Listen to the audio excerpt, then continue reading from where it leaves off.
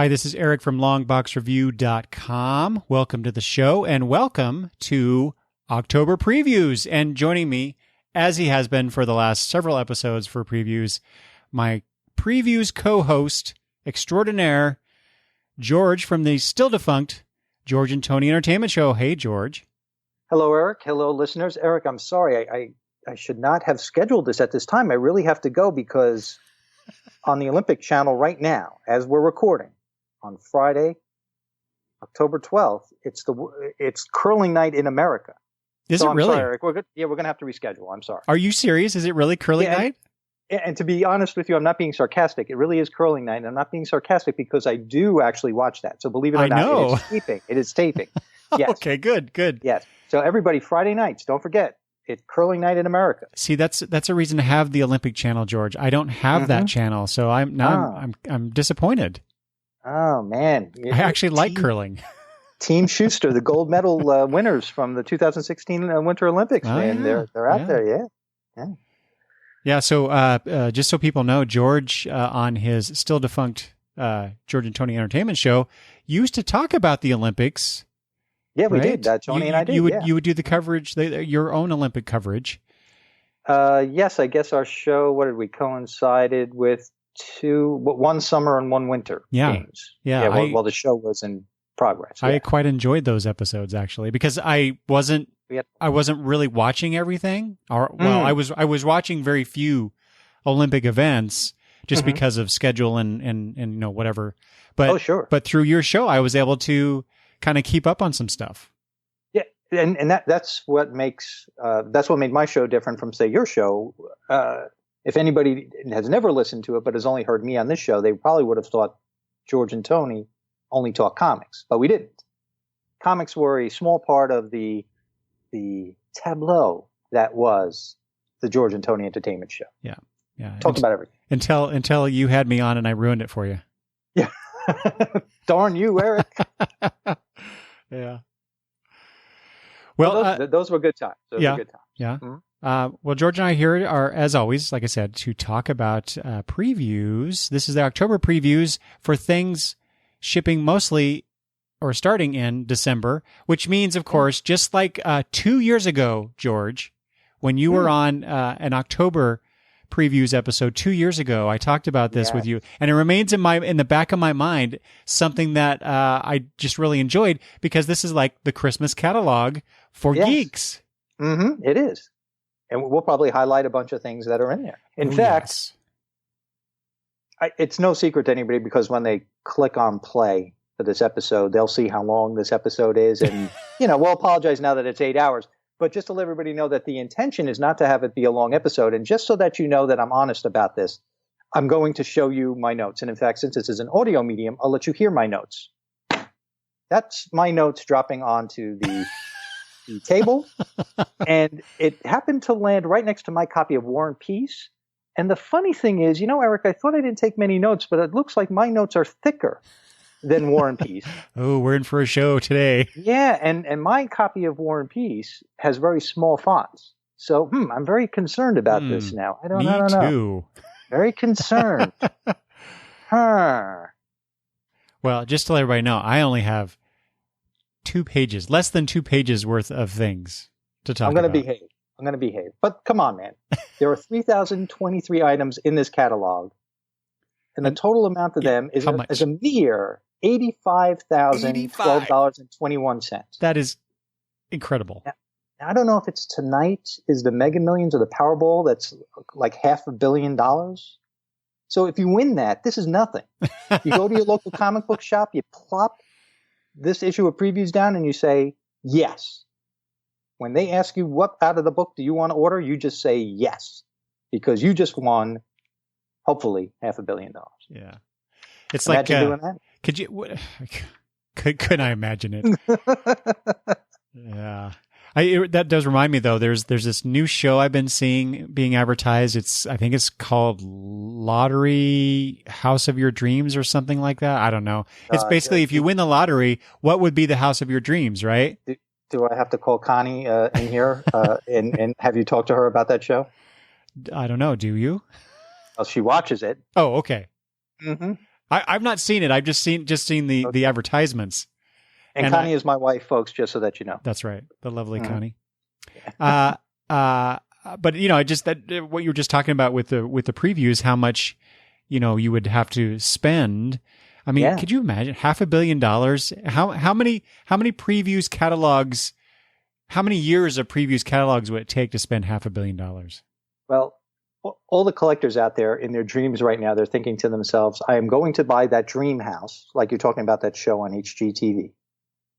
But that dream house will be specifically there to house the collection. Ooh. Right? That is perfect. Threatening our current abode. Now, if all that stuff went out into its own condo, hey, the house would be great, right? You keep some stuff for the walls, you keep a long box or two for, fun, whatever. But that's what the house, you get a little tiny shack. You keep all the collectibles in there, you rotate them. I mean, that's what designers do, right? They have a warehouse. No, a full house. A full house. Yeah. Okay. I'm with you. When you have $500 million, why not? One room will be the DC room. One will be the Marvel. Mm-hmm. And then you get your independent rooms all around the rest of the house. That's right. This would be Lifestyles of the Rich and Famous, but for comics. So it'd be Lifestyles of collections. Run with that. Yeah. I like that because you do YouTube stuff, so you have video stuff, so you could do that. Oh my God. That would be okay. I'll never do that, but it sounds like a lot of fun. Write that down. You and Damien could do that, couldn't you? Yeah. Okay. Well, is there anything? Wait. Speaking of which, I do have to say that I thoroughly enjoyed your recent Breaking Late News episode. Thank you. And I wasn't lying when on Twitter I said on Wednesday of this week, I had a ton of podcasts in my feed. And I was disappointed I didn't see your show.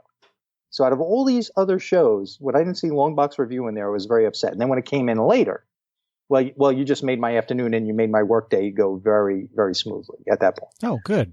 So thank you for that. And sure. We need more of that. I don't know why you guys only do it once a month. I know why we do. We do this once a month. A, because the catalog comes out once a month, and B, let's face it, who can handle this voice more than once a month? Now, come on. But you guys should do that more than once a month, if you can fit in it. I might bring that up with Travis then. I'm just saying, yeah, you and Travis, man, you guys do a very good job. Oh, thank you. That was a lot of fun. When's the next Legion project coming out? Soon. Very soon. Yeah. Okay. All right.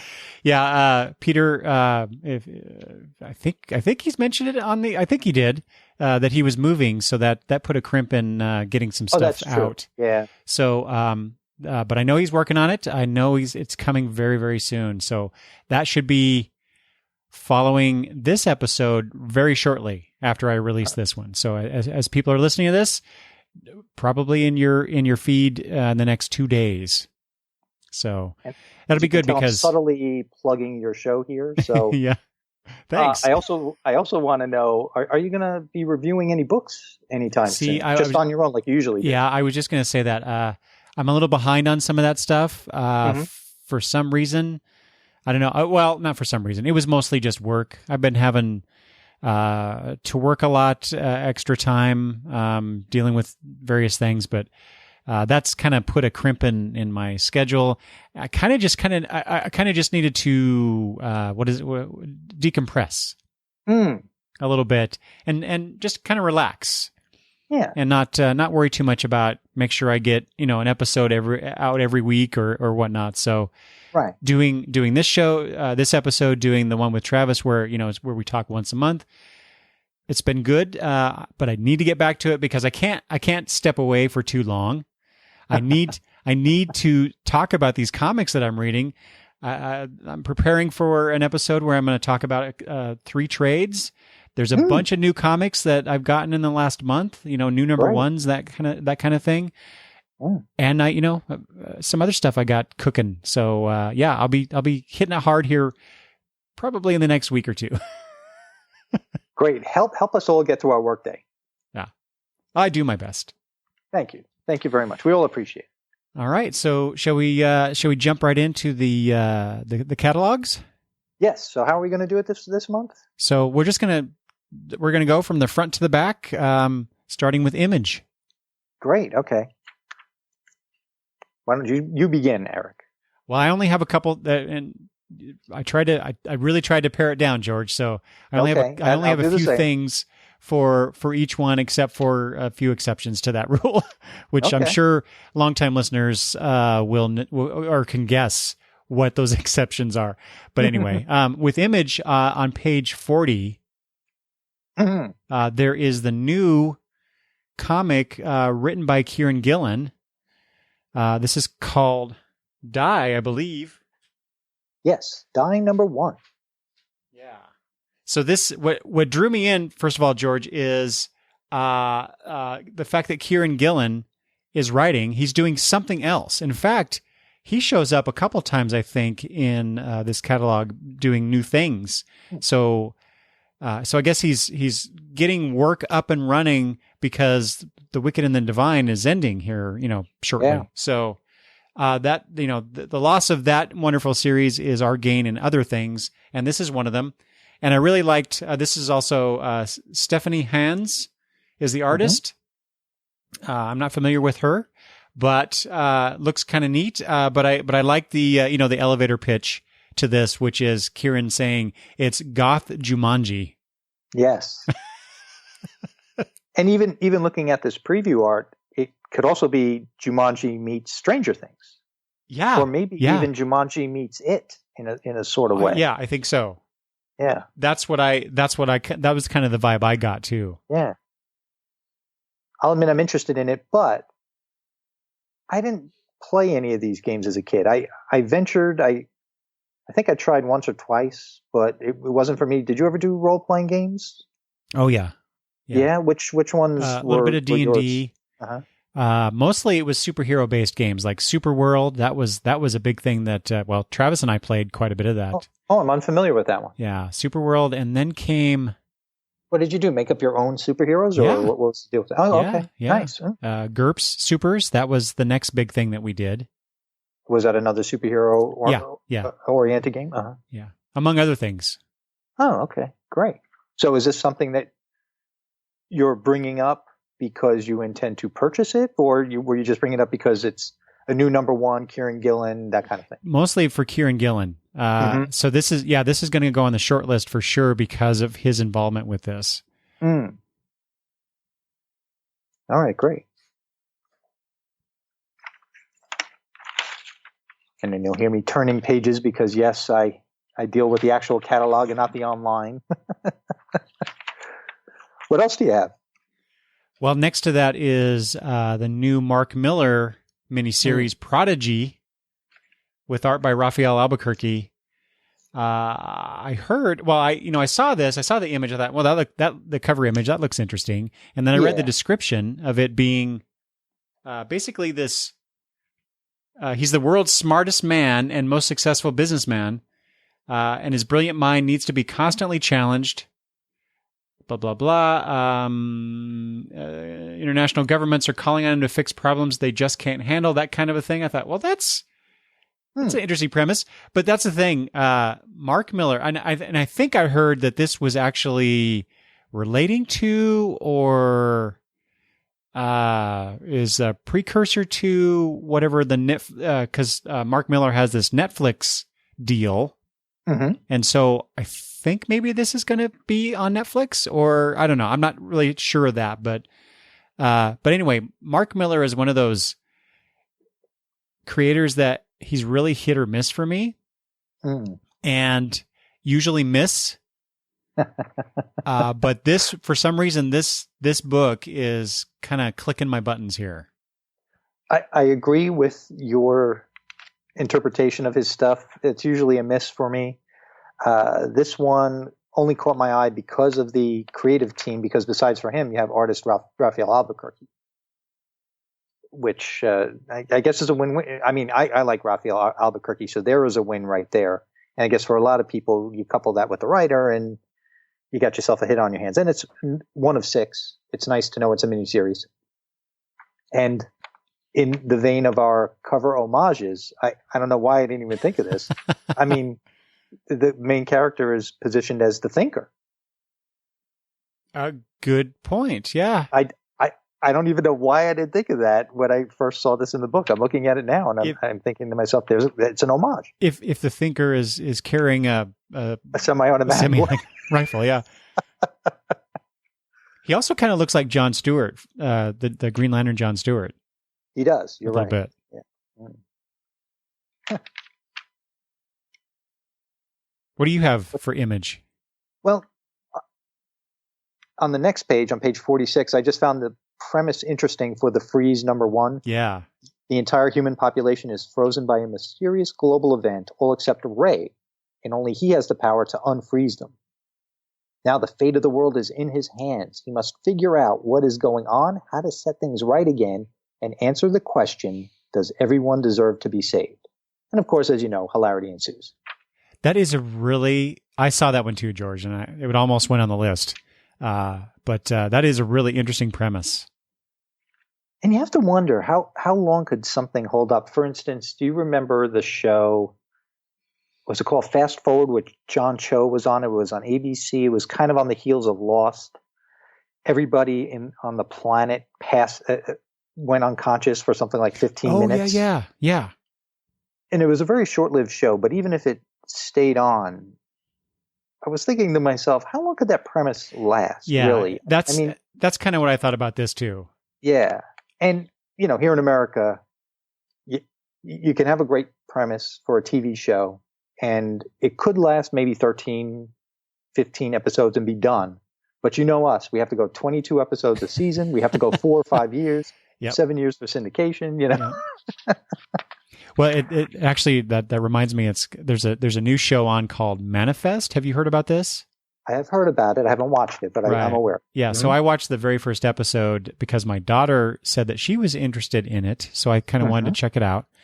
And then I watched it and I had the same exact reaction that you just described. It's like, really, how are you going to keep people's interest? But then again, I can totally see people, because I watched Lost from the very beginning when it first aired, and I totally fell in love with the show. But I know that people coming into it later, they had similar reactions. It's like, what? They crash land on an island. What can they do with that? Well, for those who watch Lost, you know exactly what they did with that. They could do plenty with that, I guess. It's an interesting mystery, but when you have a mystery, you want the mystery solved, right? Eventually, that's the payoff, and you don't want to wait 7 years for that payoff. I guess things like The Fugitive and The Prisoner and things like that, I guess the intention was you have to keep those going forever, right? But something like Manifest, I don't know. Yeah. I don't know how long I can handle the mystery. Anything else in the #1 section of Image? No, that was the two that I mentioned are the only ones that I wanted to highlight this time. Okay, on page 53, Spawn kills everyone too. I don't even know why we bother with things like that, but apparently Todd McFarlane writes it and Will Robson draws it. So some people would like that. Just want to call that to people's attention. Baby Spawn looks rather cute in that cover. Yes. I don't know that that's the kind of feeling you want to get from encountering Spawn, but whatever. Especially if he's killing everything. Yeah. Is that what Spawn does? I don't even know what Spawn does. Does Spawn kill everything? It doesn't make any sense. Hey, on page 61, I know you're a Wicked and the Divine fan. You buy those in singles, right? Yeah. Do you get any trade? I know sometimes you double dip with trades or hardcovers and stuff. No. I usually the double dipping is for stuff that's older in my collection. I see. And I just want to have the trade for a quick pull off the shelf and take a look at type of thing instead of digging out all my issues. I don't know why I feel like I have to do that, but no, the current stuff that I'm getting, I rarely get trades for too. Well, just to let some of your listeners know, The Wicked and the Divine hardcover book 3 is coming out. And that is a series that really it would be good as hardcover editions for sure. Hardcover collections on the bookshelf, yeah. And right above that on page 61, Wayward Volume 6 trade paperback is coming out. Now, I buy that in hardcover. But if anybody is buying Wayward in trade paperback form, Volume 6 is coming out, and Wayward's coming to an end. Yeah, I was just going to say that's the last one, isn't it? Mm-hmm. Yeah, let's see. This will be... It says the final battle, but, you know... Oh, no, it says the Image's supernatural sensation concludes. Mm-hmm. Because issue 30 was the last one. That's right. And this goes 26 through 30. That's right. Yeah, that's a series I need to return to. I read the first trade digitally because it was on sale, and I really enjoyed it. Yeah, I can't wait to read the last hardcover. What about any of the ongoing things in the Image section? Anything pop out at you, or anything you want to call out as being on your pull list? No, actually, there's not a whole lot of Image books on my list right now. I noticed that they say Black Science is heading toward its own conclusion too. On page 65, I don't think 39 is the last issue. Oh no, it's the beginning of a new story arc. So it sounds like this might be the end, the last story arc. Yeah.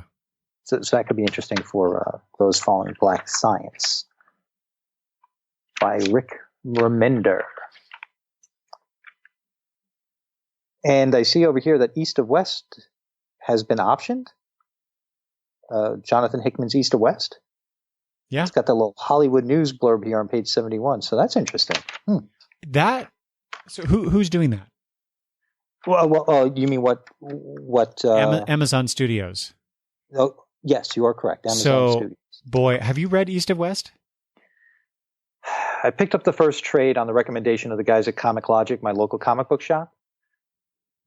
I had no idea what was going on, but it was one of those things. I had no idea what I just read, but I appreciated having, I don't know, what would it be, 5 or 6 issues in one trade, I guess? Because if I read those singly, I think I would have been out probably after the first one. So having them together in there, I was still confused about what I just read, but I'm intrigued to go forward. But it's one of those things where, I don't know, I might wait till it's all finished and then go to the library and pick up some trades or something like that, because considering how long ago I read the first trade and it had already been out for a while, and they're only on issue 30 something here. I already 41. Passed the page. Oh, they're on 41. I mean, the way Jonathan Hickman writes, serialized with the typical breaks an Image book takes. I tell you, man, I think I'd be very lost. And I think I need it to be done, and then I go and visit it.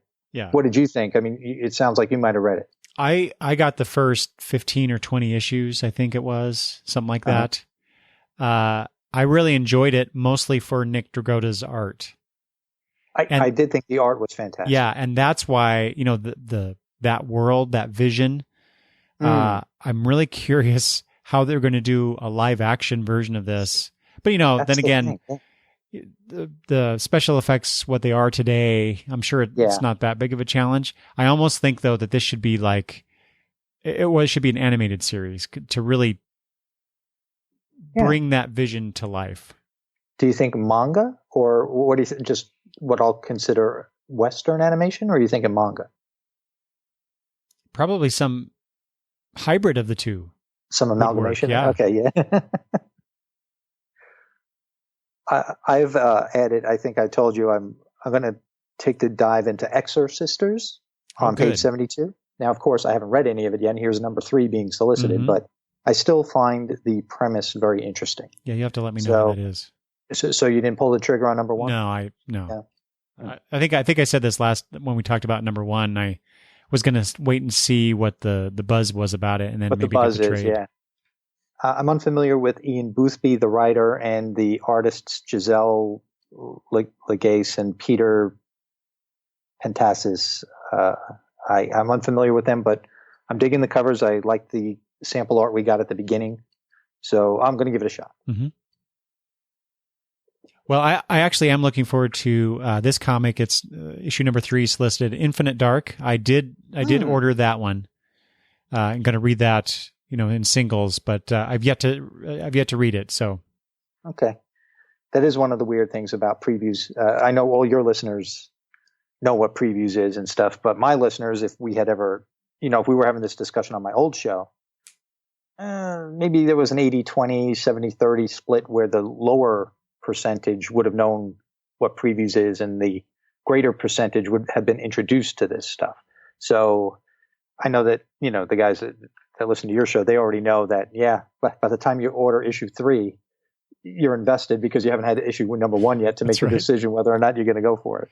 Yeah, that's the one disadvantage of not having a local comic shop that carries more than Marvel and DC, really. Right, yeah. Well, our discussions of previews have developed this little subsection called the homage area. I don't know what you want to call it, homage corner. And on page 84, Savage Dragon number 241 is an homage to Incredible Hulk number 141, the first appearance of Doc Samson. Ah, okay. I looked at that. I'm like, that looks really familiar. So thank you. And I think, if I'm not mistaken, the dialogue is even the same, except of course, instead of Malcolm, where I don't know who the young lady is on the cover, but it was probably Betty Ross on the cover of the Hulk, and she probably was saying, "No, Hulk, don't hurt him, please." Here she's saying, "No, Malcolm, don't hurt him, please." And then the Doc Samson character would have said, "Foolish female, the victory shall belong to Doc Samson." In this case, it's "Foolish female, the victory shall belong to Captain Tootsie." Which I understand is a pitch character for, I think, Tootsie Rolls. Yeah. Yes, I remember him. You do? I do. Yeah. Okay. I don't. I was surprised when I heard that. So I was actually surprised when I saw him, but I guess it's a public domain thing. I don't know. Doesn't that seem weird though, considering that it's Tootsie Roll? Yeah, but I don't know how that all works. Yeah. But anyway, it was cool to see this cover. And on page 85, Skyward is still on my pull list. Skyward number 9 is coming out. That's a nice looking cover. Yeah. As well as what's below that, Sleepless number 10. Oh, yeah. Writer Sarah Vaughan. I had no idea about that one, but you're right. That's a beautiful cover. And I am enjoying Unnatural. I think I've been saying that for the past couple of months. Page 87, Unnatural comes back after a little bit of a break. Number 5 of 12. This is from Mirka and Dolfo. This was originally, she's from Italy, so I'm guessing this was originally published in Italian, but it's been published all throughout Europe in different languages, and now it's finally hitting our shores. It's a 12-issue miniseries, and I am enjoying it. It's a good book.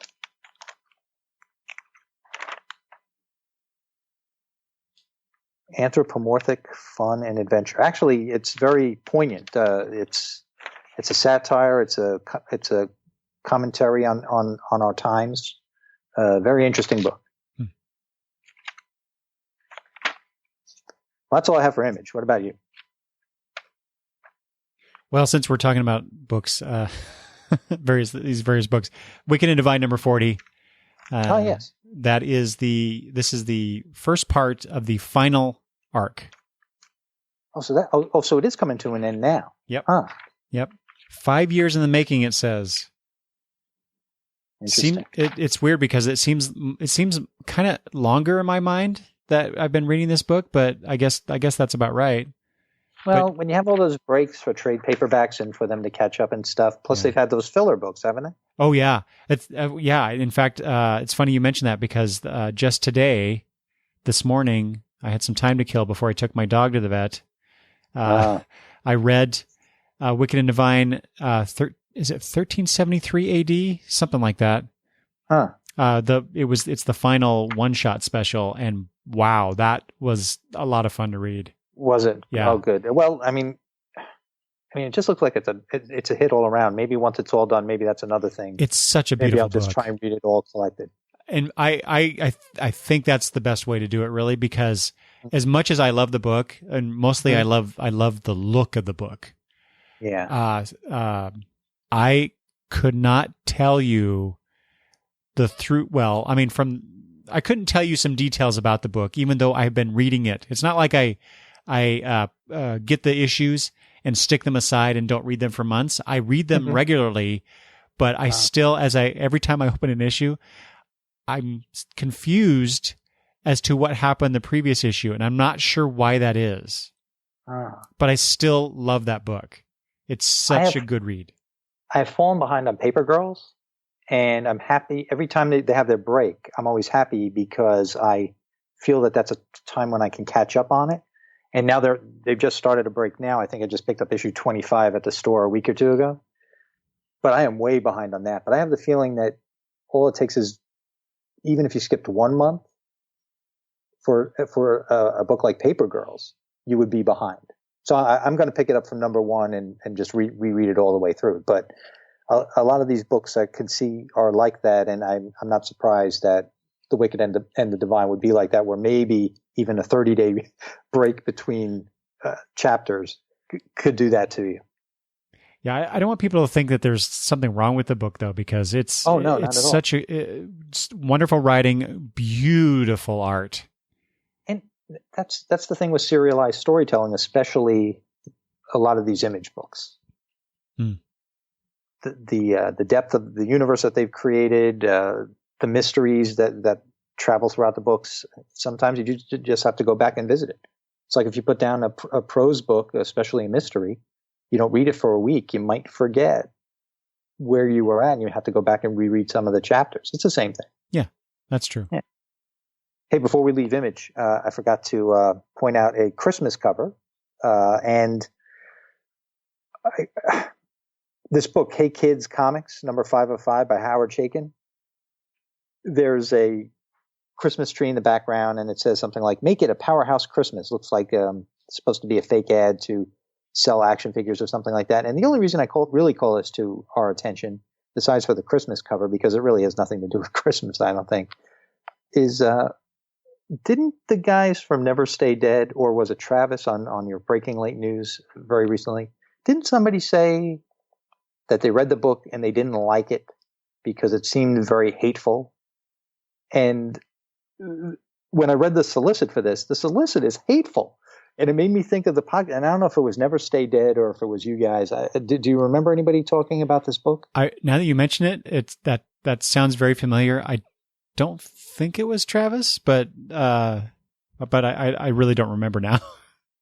I mean, stories inspired by the way it really was in a business where conmen and liars stole everything they could from perfectly willing victims, selling second-rate stories of low-grade morality to an audience they saw as suckers, while living lives founded on greed and exploitation.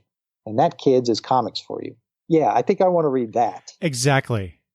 And maybe, I mean, I know it's there's some truth to whatever he's saying in there, but that's not a book for me. And I know that's not what the show is, to talk about books that aren't for us. But with a Christmas cover, I had to bring it up, and it just sounds so hateful. It's such a shame too, because that cover looks pretty cool. I kind of I glossed over it because I'm not interested in this book or Howard Chaykin generally, but now that you called my attention to it, I really like that cover. Yeah, I don't know. Maybe one day I'll read it when it's collected or something, just to see if it is as venomous as it's made out to be. Yeah.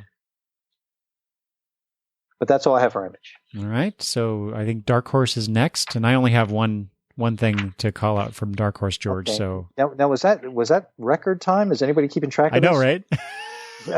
Especially for Image, right? I mean, because there are just so many different things under Image. Yeah. Oh, it makes me wonder. Okay.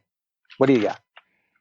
Well, this being the October previews for things shipping starting in December, there's a bunch of holiday-themed books, or winter-themed, or whatever, that I'll probably be calling attention to throughout this episode. And this is the first one that I have on my list, which is the Hellboy Winter Special on page 92. Yes. Did you get the one from last year? Are you a Hellboy fan in general? Not like Travis, but okay. I do like the character. But I tend not to. Okay. So, you always hear that complaint about newer comic fans, or at least the apocryphal complaint that supposedly come from newer comic fans, where they have a hard time jumping into things that have been around for a while. Mm-hmm. And I always kind of poo-poo that. It's like, when I was a kid, you just started with issue number 121 and moved on, right? Right. Yeah. But I will, mea culpa. I feel that way about Hellboy. It's like I've missed so much. I don't know where to start. Don't tell the insurance companies, but I have some of my hypocrisy pills available. I have some extra, so I can send them your way. I know, right? But I know exactly what you mean. In fact, that's why I haven't taken a dive into the Hellboy Mignolaverse. Because, and here's the other thing. I think this is one of the first things where even if I wanted to take a dive, since there are so many miniseries and different numbering, and here's where rebooting, I think, this isn't, it's not, he didn't really reboot. He just had a lot of different series. I know they're all probably self-contained, but me being the semi-completist, or I don't know, actually that's not even an accurate way of describing how I feel about it, but I never felt I could dive in because I didn't know where to jump in. And this is why I don't like the renumbering that the big two do. Oh, yeah. Because if they just kept the numbering, then you know that, oh, this is really issue number 700, like they're doing supposedly sometimes and sometimes not with the legacy numbering over at Marvel, right? And I don't know why that's important to me, but maybe it's conditioning. Mm-hmm. But if I were to pick up, let's say, an issue of Ms. Marvel or Captain Marvel with the movie coming out, there have been so many Captain Marvel books. There have been so many Ms. Marvel. Ms. Marvel is relatively new. And what does she have? 3 series? At least. Yeah. I would want to know that this is really the 60th issue in the saga of Ms. Marvel rather than issue number 10, volume 3. Mm-hmm. Or even if you put on the cover, not only the number, but the volume number. Do they even put the volume number down in the little disclaimer stuff at the bottom, the legal mumbo jumbo at the bottom? I don't think they do that anymore. I think you're right. But I think I have something from Lionforge on here, but they do that in their solicitations, which they do. Yes. That throws me for some reason. They've essentially dictated that a trade or an arc is a volume. That's almost what it seems like they've done. Yeah, so it's weird that they do it for the single issue solicitations. Yeah, I don't know. And that was one of the things that dropped me off of James Bond, which I guess we'll talk about James Bond a little later. But when they had the new series, I was so excited. But then when I noticed that the next story was a new number 1 with a new title after the colon, I got discouraged and I just kind of dropped off. So anyway, Hellboy, you wanted admission? The reason I asked you about last year's Hellboy Winter Special, that's the first Hellboy I ever read. Oh, really? Mm-hmm. I did buy it last year because Krampus was in it, I believe, or some version of Krampus. Yeah, that's right. And I said, you know what? It's a one and done. It's a holiday special. I've never read Hellboy before. I'll read it. I enjoyed it. It didn't make me go run out and buy more Hellboy, and I probably won't buy this one. But it's out there. It is a Christmas, holiday, winter themed issue, which is interesting.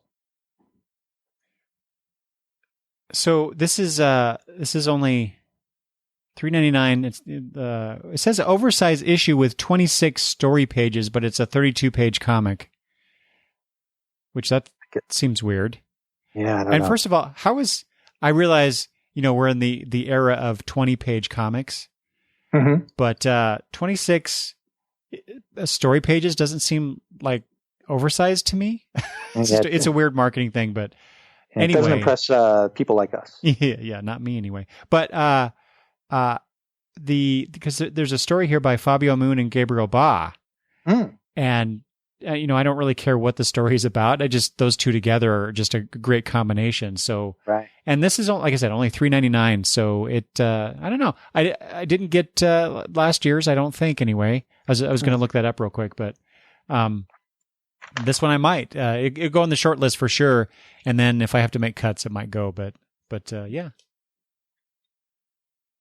So what else do you have for Dark Horse? That's it. What do you got? That's it. Okay. Well, when I saw the name LaGuardia, number 1 on page 98 by, oh man, you know what? I think all of us podcasters have to take a course in how to pronounce creators' names. I don't think I know, really. right? I feel really bad. Nnedi Okorafor is the writer, and Tana Ford is the artist. Set in an alternative world where aliens have come to Earth and integrated with society, LaGuardia revolves around a pregnant Nigerian-American doctor who has just returned to New York under mysterious conditions. After smuggling an illegal alien plant named Let Me Live through LaGuardia International and Interstellar Airport's customs and security, she arrives at her grandmother's tenement, the New Hope Apartments in the South Bronx. And then hilarity ensues, of course. But, of course, being a native New Yorker, hearing LaGuardia International and Interstellar Airport was interesting to me, and it's taking place in the South Bronx. It just caught my eye. And it's a miniseries, and it doesn't tell us how long it is. But it is subtitled. Well, not subtitled, but you know how in a teaser poster they'll give you a little tagline. The tagline is "A very modern story of immigration," which in today's day and age is a very hot topic. Yep. Yeah, the art for that book really caught my attention as well. Yeah. You and I mentioned Olivia Twist, and it looks like it is ending with issue number 4 in December on page 100. And on page 101, the Black Hammer universe keeps going with Cthulhuese. It's a one-shot, 32 pages, $3.99. What was the name of that other? He was just called Cthulhu, right? Right. Right. So that was her father, and this is now Cthulhuese. So a one-shot about her. And as wait, did we know that Olivia Twist was a miniseries before? I don't think so. Don't quote me on that. It really bugs me when they do that. And Mystery Science Theater 3000 is on my pull list. It is a miniseries. I don't know how many issues it is, but I've read issue number 1 and I enjoyed it. It was great. Really? Yeah. Oh my God, it was good. So page 105 if you're interested in that. I don't know if I mentioned this before, but because you've brought up this book before, I have watched very, very little of Mystery Science 3000. Mystery Science Theater 3000. For as much as is out there, same here. And it wasn't very readily available. In fact, I think if back in the day, even, all right, not pre-DVD, but DVD days, I think those sets were very expensive. And that was probably because of some copyright stuff, although I thought a lot of that stuff was public domain. I thought that's why they chose the movies that they chose, but I could be wrong. But the collections were very expensive, and I'm not quite sure they collected everything, but I never purchased them. And I don't even know. I think it was on Comedy Central for a while, but I think it was very hard to find. I couldn't even tell you when it was on, and I don't even know how I caught the episodes that I caught. So I am woefully uneducated in that area, and I want to catch up. And I want to see some of those episodes, but I don't even know how you get started. I guess, YouTube or one of these streaming services has it, but it just seemed like it was very hard to find, which I think is unfortunate. Maybe it was on it late at night and college students watched it. And of course I wasn't in college at the time. I don't know. That's kind of the impression I have of that show as well. Yeah. And of course, Disney just putting their IP out there. Dark Horse has The Incredibles. Crisis in Midlife. It's a 72-page full-color 10.99 trade paperback. So you and I have made comments about that with IDW and Dark Horse and everybody else out there. So I think that's all I've got for Dark Horse myself. Okay. See, behaving. Easy. Uh-huh. But here's where things slow down, George. Oh gosh.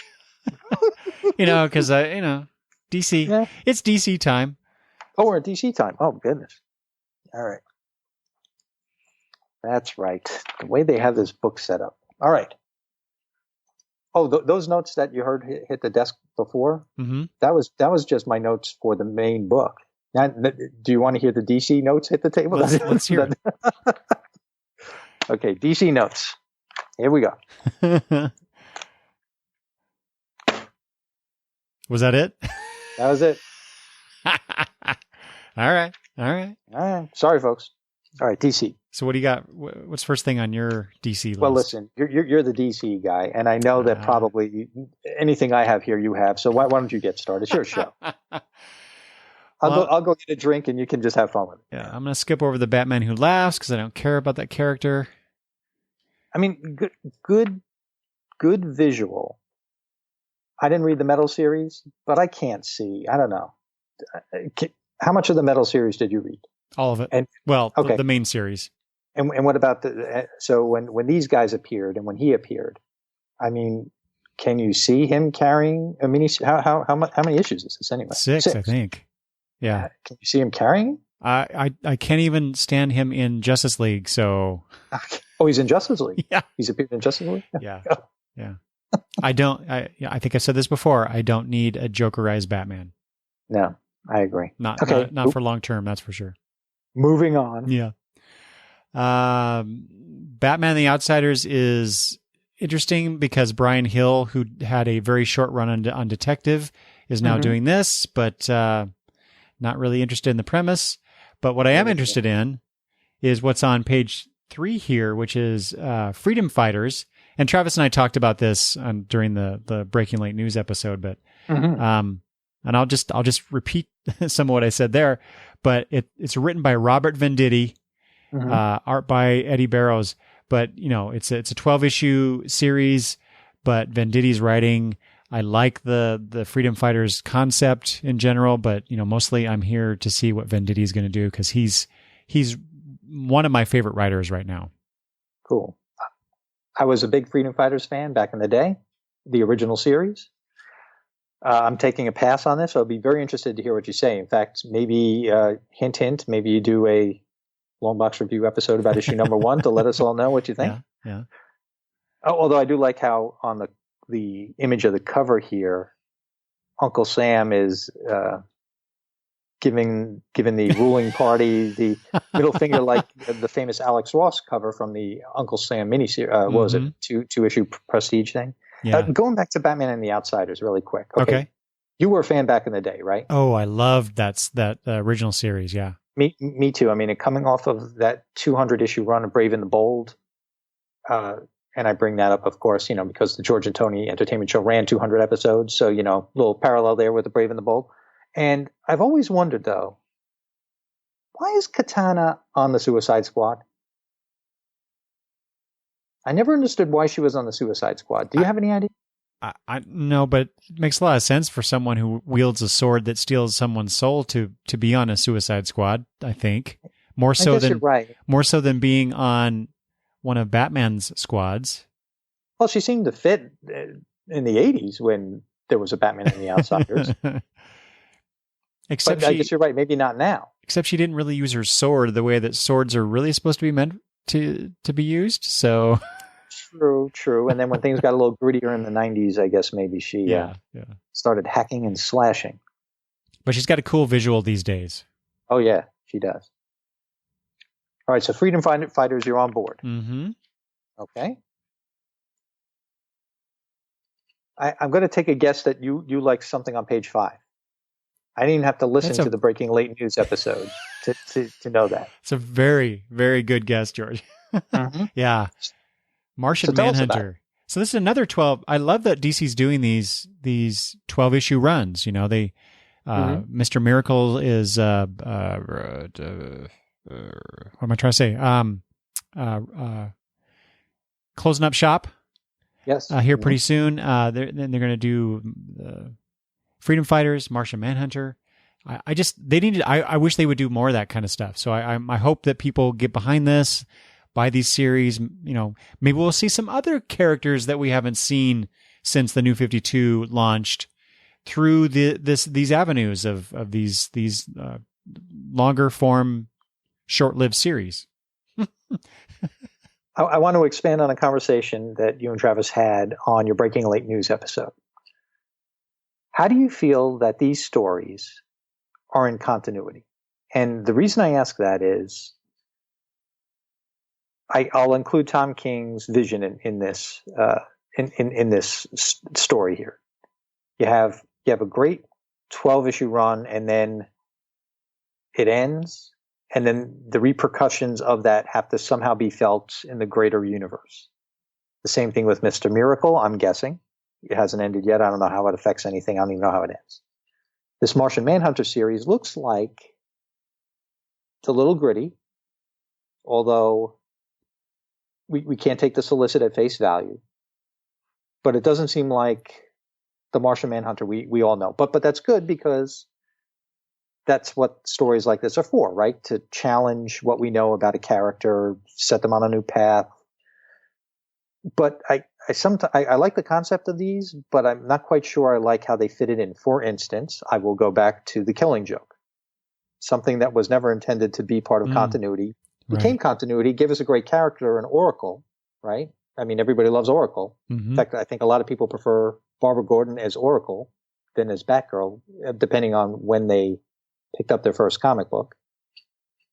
But there's something to be said that The Killing Joke as an original concept was a story, and that was it. It was a story with characters that you knew, put in a situation that wasn't really out of the ordinary for their characters or the world that they lived in, but it was just a story, and then you move on. I wonder if these should be or could even be handled in the same way. So what do you think about that thought? Well, as I said in that discussion with Travis, I don't care anymore about continuity all that much. Exactly. Okay. These exam, and this is not the first time we've gotten a new take or a twist or just a different vision. Pardon the pun, or the reference, but for Martian Manhunter, we had a short. I think it was a 12-issue series. I don't know if it was intended to be 12 issues, but it ended up being that. Shortly after New 52 launched, I think it was a third or fourth wave title. I'm not sure exactly, but that was a different take on that character that I really enjoyed. And this series, while they're taking some liberties here with written by Steve Orlando, but the real reason I'm getting this book is for the Riley Rosmo art, because I absolutely love his style. But besides the slight differences, this looks more akin to what Martian Manhunter was when he first appeared back in the 50s, which is an alien who decides to become a cop. That's his way of, like Clark Kent became a reporter so he could kind of keep on top of what's going on in the city, and then Superman can go take care of it. John Jones, the Martian Manhunter, did the same thing, but as a cop. Which is why we get the cover image here with a police badge around his neck. Right. So again, I don't care about the continuity anymore. It doesn't have to fit in. If it does, fine. I don't care either way. Will you be getting this? Oh yeah. Okay. Oh yeah. This is a must buy. Okay. This is even more so than Freedom Fighters.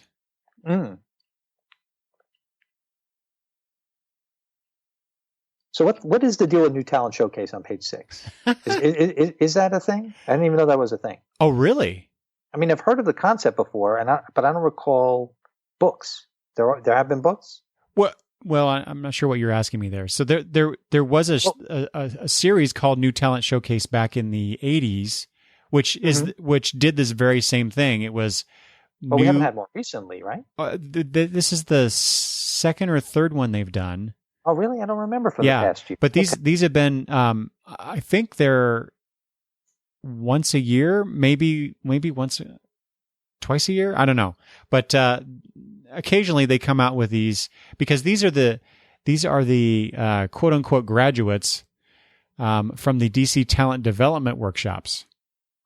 Any idea where they find these people? I mean, is this a convention thing or something? No, I think they open up slots for people to apply for, and then you get to go through their program. Oh, I see. But what's interesting is that some of these people are established names in comics. They've done some things, or maybe they're known for writing and not for art, or vice versa. And they go through. I'm pretty sure in the previous New Talent Showcase issues I have that I noticed that there are some names Either that, or I'm confusing the fact that these graduates are working with established creators. But I at least one of them, I looked into it, and it seemed like they were a graduate and not. They're a name that I recognize, but they were also a graduate of the program too. So I enjoy Is that these. something you would pick up? Yeah, so you're picking this up. Yeah. I don't know. I like discovering, quote unquote discovering. I like encountering these new talents, and what better way to do that than through my beloved DC characters? Right. What about Sasquatch Detective on page 7? Okay, not getting this, but I put this on my list, George, because this was weird. This is a weird thing. This is just a one shot. It's a 64-page prestige format. So it says it includes a new 30-page lead story plus the backup stories from Exit Stage Left: The Snagglepuss Chronicles. Yes. 2 through 6. Yes. Did you read? You read that, right? Or I picked up the first one. Of course, the Sasquatch Detective was not in it. Yeah. And I did not continue with it. Okay. But I'm trying to think if it was in the back of a Hanna-Barbera book. A lot of these books have backup tales of characters with which I'm familiar. Adam Ant, Secret Squirrel. I don't know who this is. Exactly. Why is this a thing? New? Yeah, I don't know. So I thought I knew my Hanna-Barbera. My last name's Hannah, for God's sake. I should know my Hanna-Barbera. That's right. That's right. Oh my God, George, you just blew my mind. I didn't even think about that. Mm-hmm. I do not know who Tanya Lightfoot is supposed to be. I don't remember any sort of a Sasquatch character. But here we have it right here. So I'm guessing. Okay, so here's the other thing. Because it was in a backup to Snagglepuss, notice it's rated T for teen. That's another thing about these Hanna-Barbera things. I would like to introduce Hanna-Barbera characters to a younger audience because as far as I see, since everything is so fragmented in entertainment these days, I'm not sure kids know about the Hanna-Barbera characters. That's true. And I'd hate for them to fall into the obscurity that it seems to already be in. So the way the artwork is here, it almost invites a younger audience. But if it was in the back of Snagglepuss, I'm not quite sure it would be appropriate for anybody younger than an older teen. I don't know that for a fact. Right. But knowing the subject matter of Snagglepuss, I think you'd have to be in your later teens to actually, even know if you'd appreciate it, but at least the subject matter needed a more mature mind. Well, and it's funny you mentioned the art because the cover art by Ben Caldwell is not the art that appears in the issue. That's mostly that's done by Ron Randall and Gus Vasquez. Yeah. So, Ron Randall does a fine job, but I don't know this. Mostly what I got out of this was this character so popular with the readers of the Snagglepuss series that it demanded to be, collected like this and new stuff commissioned. It's a very strange one shot to me. And they just collect everything. That's that's really what it is. Everything new gets collected eventually. Are you reading Adventures of the Super Sons by any chance? No. All right. Did you read the solicit for number 5 on page 8? No, I did not. All right. So after the space adventures of Superboy and Robin, they take what they think is a peaceful diversion that winds up being a miracle machine planet. There they get a look at their potential future selves, including a surprising preview of parenthood. So I have to ask you, is a miracle machine one of the things that Mr. Miracle tries to escape from? Or is it something from Apocalypse? Or what is a miracle machine? Well, educate me. I immediately, whenever I hear that phrase "miracle machine," that's something from the Legion of Superheroes. Is that what it is? Yeah. So I don't know why they go in that's the what this is. I see. I don't know. Oh. All right. Well, it would kind of make sense if they see a potential version of their future selves. Well, but the miracle machine had nothing really to do with exploring future things or whatnot. It's just that it was basically a Deus ex machina for almost literally really? for a particular problem that the Legion encountered. Okay, interesting. All right. So after I just read that to you, any interest or no? Oh no. Okay. I don't, it's so weird because it's the next thing I'm going to talk about will seem contradictory to what I'm about to say, but well, in a way, I told you I have my hypocrisy pills. So Adventures of Super Sons is written by Peter Tomasi. Yes. And again, he's one of my very favorite writers. But for some reason, when I first started getting was it Super Sons? Yeah, the first Super Sons series, I didn't get into it for some reason. Mm-hmm. And I love Damian. I love that Robin. And I love Tomasi. I don't really care about Jonathan as Superboy, but whatever. So it's odd that I'm not liking that book. And when they came back and was doing this miniseries, I didn't even bother with it. I see. Okay. What do you have next? But I am, speaking of Peter Tomasi, I'm totally going to jump back onto Detective Comics because Tomasi and artist Doug Monk are back together. Were they together before? I forget. Anyway, I like Doug Monk's work. And Tomasi, of course, as I said. So, them doing Batman leading up to Detective Comics 1000 here in about 6 months. Well, 8 months, I guess, from where we're talking. But yeah, I'll gladly read some Batman by those guys. Cool. I see you skipped ahead a little bit. I'm surprised you didn't say anything about Kelly Sue DeConnick on Aquaman number 43. Oh, because I forgot about it. And I'll be honest with you, having her on Aquaman doesn't interest me in any sort of way. It's not like I'm going to pick up the book or anything, but I find it newsworthy in the comic book industry when a hit writer takes over a new series, and somebody like Kelly Sue DeConnick taking over Aquaman, especially in the December issue when the movie comes out. Oh, true. I still hear the debate whether people actually get curious about a character after they see the movie. I'm not quite sure. Especially, I don't know. Well, there's certainly, especially in this case, they don't look alike. Well, I was going to say there is a similarity in his look on this solicitation cover and the Aquaman that we saw in the Justice League movie. I can totally see if I showed my wife this picture, I think she would recognize. Mm-hmm. But so there's the synergy they're looking for. Yeah, I think so. Yeah. The problem, I did read this. It wasn't like I just totally ignored it. But when I got to this line, it says, "An amnesiac Arthur washes ashore on a remote island." Blah blah blah. You lost me at amnesiac because I cannot stand that plot device. Isn't that what's going on in Nightwing? That's why I dropped it. So you did. Heed these warnings, DC Comics and all you other guys out there. And I know Batman's on your pull list, which is on page 11. I will get Batman until Tom King leaves. An interesting story here. It looks like the Penguin has to ask Batman for help. Maybe somehow, some way, the machinations that are going on behind the scenes. Well, I don't need to be cryptic. If anybody read Batman number 50, they know what's going on. But yeah, maybe it'll come to the forefront a little sooner than expected, especially if it's on 100 issue run.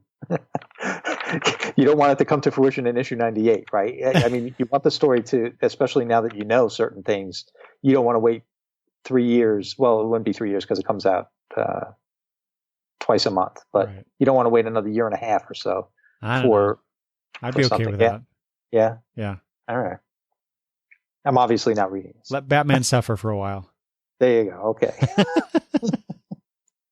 But Batman Annual number 3 on page 12, written by Tom Taylor, Otto Schmitz on art, covered by Brian Hitch. And I just like that Tom Taylor presents an epic tale that promises to be one of the most Alfred stories ever told.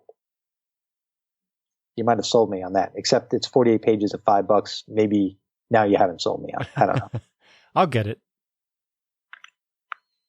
It looks like it could be fun. The Other Side of the Penny, as the story is called. Yeah, that was a nice play on words. How's Catwoman going? I see Catwoman number 6 here. I saw a beautiful Art Germ cover at my local comic shop, Comic Logic, today when I went over there.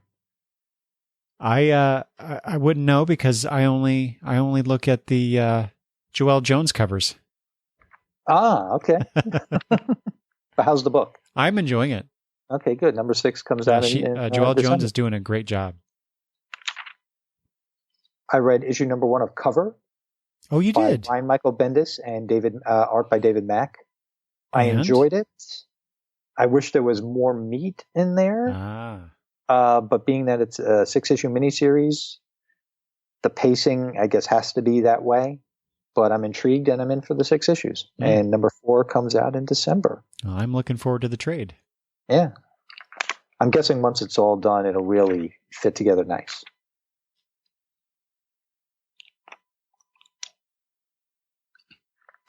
All right. What else do you have? Now that we went to Detective Comics and went backwards, as we move forwards, what do you have? Well, I just want to make a note of this because I don't know that I would fit this in anywhere else, George, in my show. But I don't read The Flash. But Flash number 60, I did read the solicitation because there's a Green Lantern-esque looking character. At least I thought so at first. It turns out that this is Powerhouse, and she's a new Strength Force user. And I'm like, what? Because in Justice League there was some talk about the Still Force. So you have the Speed Force, and now the Still Force, and then again we have now the Strength Force. And I thought, So Josh Williamson, Scott Snyder, they're all playing around with, or they're all doing their best Jeff Johns in terms of the lantern, the spectrum, the light spectrum. And so now even Swamp Thing with the green and the red. Yeah, there you go. Yeah. So these abstract concepts in the DC universe, while when it was, limited to a certain number or a certain, I don't know.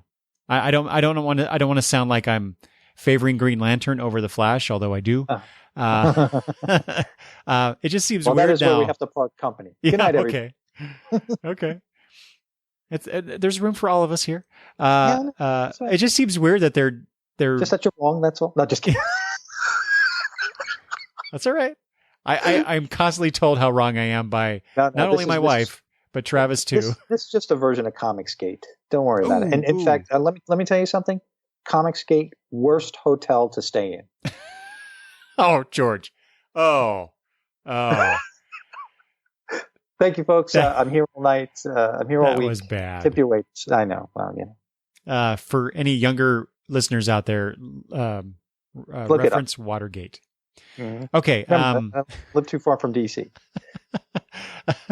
But, I just thought it was weird that they're playing with these concepts like this. Maybe it's cool. I don't know. Or maybe, I guess my complaint, not having read any of this other than what I saw in Justice League about the Still Force, I don't know. It seems like it kind of waters down the cool factor of the Speed Force in a way. And isn't it funny? That's where they introduced the concept outside of a Flash title.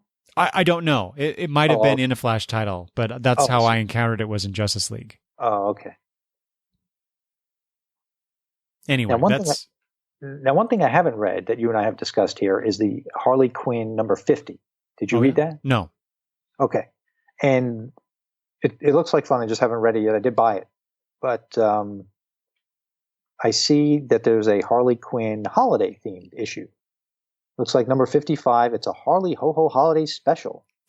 So the cover has Santa and Christmas tree and stuff. So in the vein of our holiday themed show here in October, that might be one to get. But also for Harley Quinn number 56 is written by Mark Russell from the Flintstones fame. Oh. Snagglepuss Exits Stage Left. A host of other things. Oh, Prez. Other things I can't think of off the top of my head. Now, that might be interesting to read. Yeah. I did not notice that before.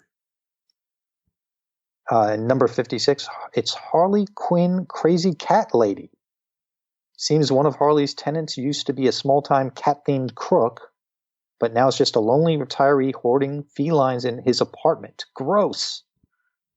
Harley takes it upon herself to find homes for the cat burglars, but in trying to get them adopted, she runs afoul of the local pet store, Men O' Paws. But who's going to feed the kitties while Harley fights this turf war? And more importantly, who cleaned their litter box? Well, I can tell you right now, I'm the guy who cleans the litter box. So, yes, folks, I make a cameo in Harley Quinn number 56. So that could be interesting. Number 55 being holiday themed, number 56 written by Mark Russell. I still don't know how Harley Quinn has her own title, though, after all this time. Her and Deadpool and Venom. I don't understand some titles, but there's something for everybody, right? She's one of DC's tent poles, as they say. Mm-hmm.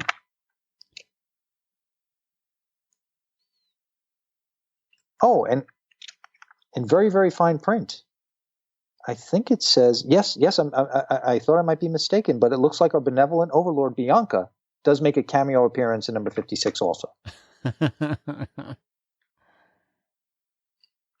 Now, you're reading Hawkman, right? Oh, yeah. I see the origin of Hawkman is revealed yet again in number 7. That comes out in December. You're enjoying it, right? I am loving this book. Okay, cool. So you're looking forward to another definitive origin for Hawkman? Yep, sure. Okay. Just give me more Hawkman stories. I don't care. Okay, cool. All right. Now, please tell me you were going to talk about page 30. Am I jumping ahead too far? No, go ahead. Come on, man. Blue Devil. Oh, yeah. That's very true. I mean, didn't we try and get the hashtag started? That's right. Blue Devil Day? Blue Devil, Justice League Dark, number 6. Yeah, anytime Blue Devil shows up, I'm there. Blue Devil versus Detective Chimp. What more do you want? Yeah, that's Justice League Dark. That's a book that's really picked up for me after reading the third issue, I think it was. So and they have that Witching Hour weekly event going on right now, don't they? Yeah. Well, I'm not excited about that, but we'll see. Okay, you're not going to buy all the extra things, so you're only going to get maybe parts 1, 2 at best. I'll get a disjointed story. Yeah, that's all right. It'll only last a month, and then you can get back to your regularly scheduled mayhem. Mad Magazine rebooted itself very recently. And Mad Magazine number 5 is solicited on page 32, and I bring it up only because not only are they going to look back at the 20 dumbest people, events, and things of the year, but they're going to have a look at the lighter side of the war on Christmas. And Sergio Aragones takes a mad look at the day after Christmas and more. So I'm guessing there's going to be some more holiday-themed stuff in Mad number 5. So if anybody wants their holiday humor, that's where you can get it.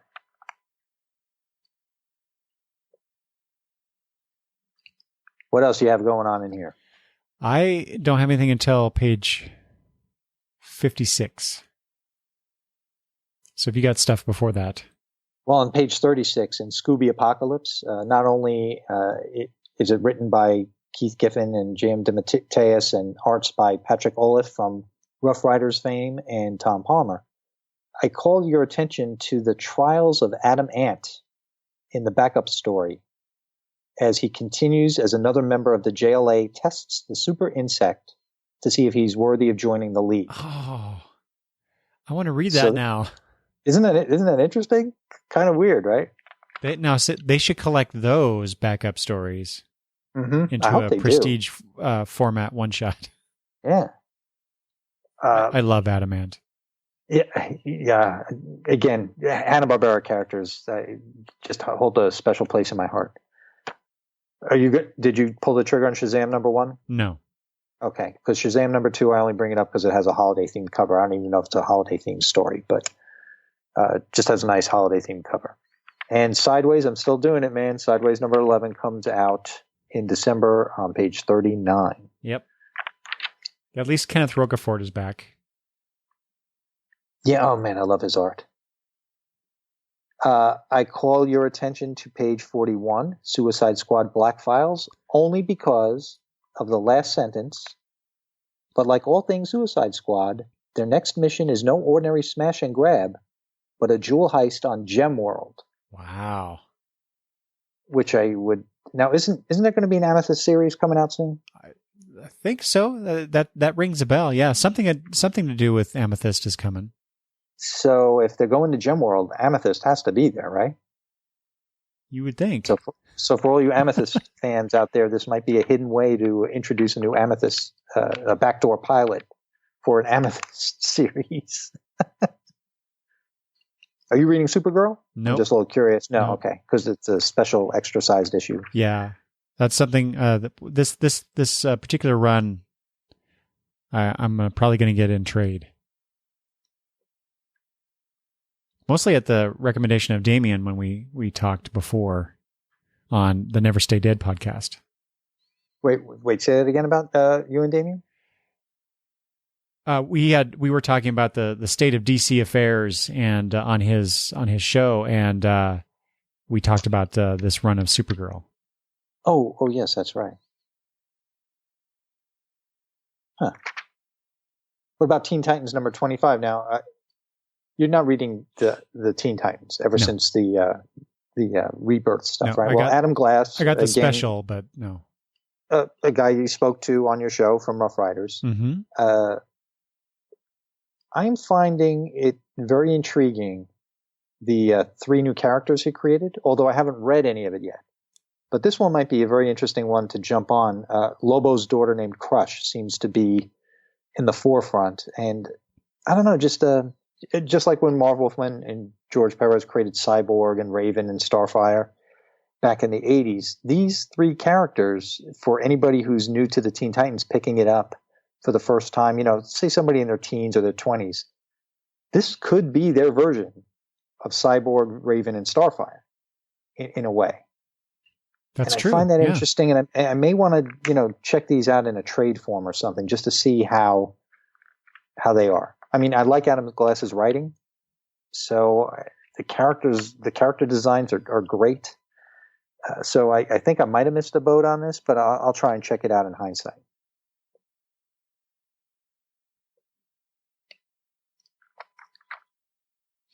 All right. So where are you at now? 56. Okay, cool. What do you have? So I thought this is really an interesting idea, especially just in time for Christmas. Never mind. It's on sale in March of 2019. But anyway, this Detective Comics volumes 1 and 2 hardcover, this is before Batman. So it collects the first 26 issues of, it says, this groundbreaking series, nearly none of which have ever been reprinted before.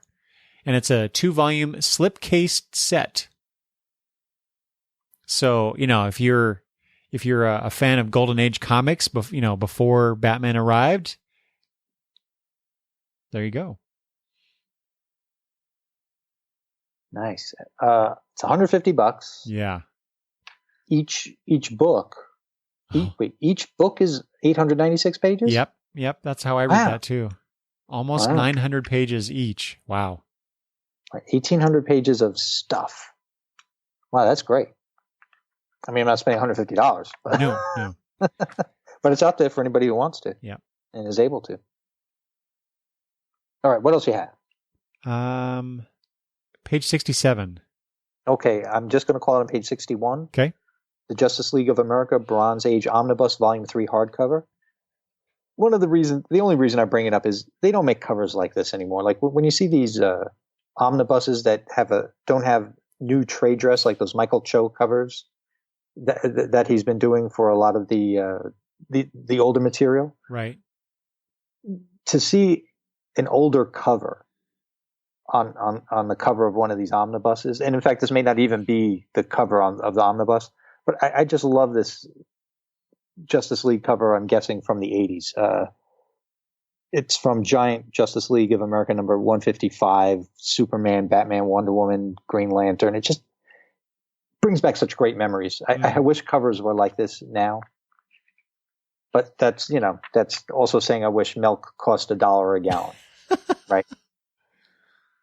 All right, what page did you say you're on? 67. Okay. George, have you ever read the Superman Kryptonite story from the Superman Confidential series? No. This is Darwin Cook wrote it. Tim Sale art. Mm-hmm. Such a good story. I don't know. I don't know if how familiar my listeners are to this story, but I highly recommend it. It's such a good story. Tim Sale does such wonderful emotion, and you add Darwin Cook story on top of that. It's just it's an amazing piece of fiction, comic fiction. So where did this originally appear? This was from Superman Confidential. Interesting. And I don't recall when that came out, but I encountered it from a trade collection years ago, and now you get the deluxe edition hardcover. And boy, that's really tempting for me because this is definitely worthy of the deluxe edition treatment. $30 for 160 pages, and a great story with the Eric of Longbox seal of approval. I think people should be asking for that for Christmas. And that's all I got. What else you have? You know what? That's all I have too. All right. All right. All right. So now it's back to the big book. The big book, IDW. Okay, we're at IDW. All right. I think we talked about this last time, George, where IDW is doing a new Spider-Man all ages book. Yes. We talked about how weird it is that Marvel's not doing it, right? Right, and we alluded to the fact that Dark Horse had the Incredibles book. Right, exactly. So, but now I guess they're expanding the line, the Marvel line here with a new Avengers all ages book, and featuring at least on the cover anyway, featuring the characters from the Marvel Cinematic Universe. Yep, again, that synergy.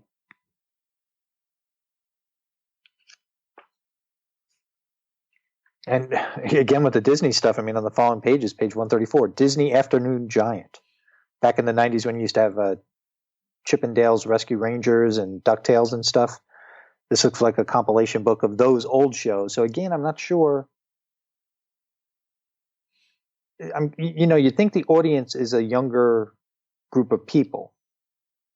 But do kids know Chip 'n Dale's Rescue Rangers? So is this really geared toward 30-year-olds that grew up with it? Yeah, I think so. Or is it geared toward their children? Those are the things that I don't get.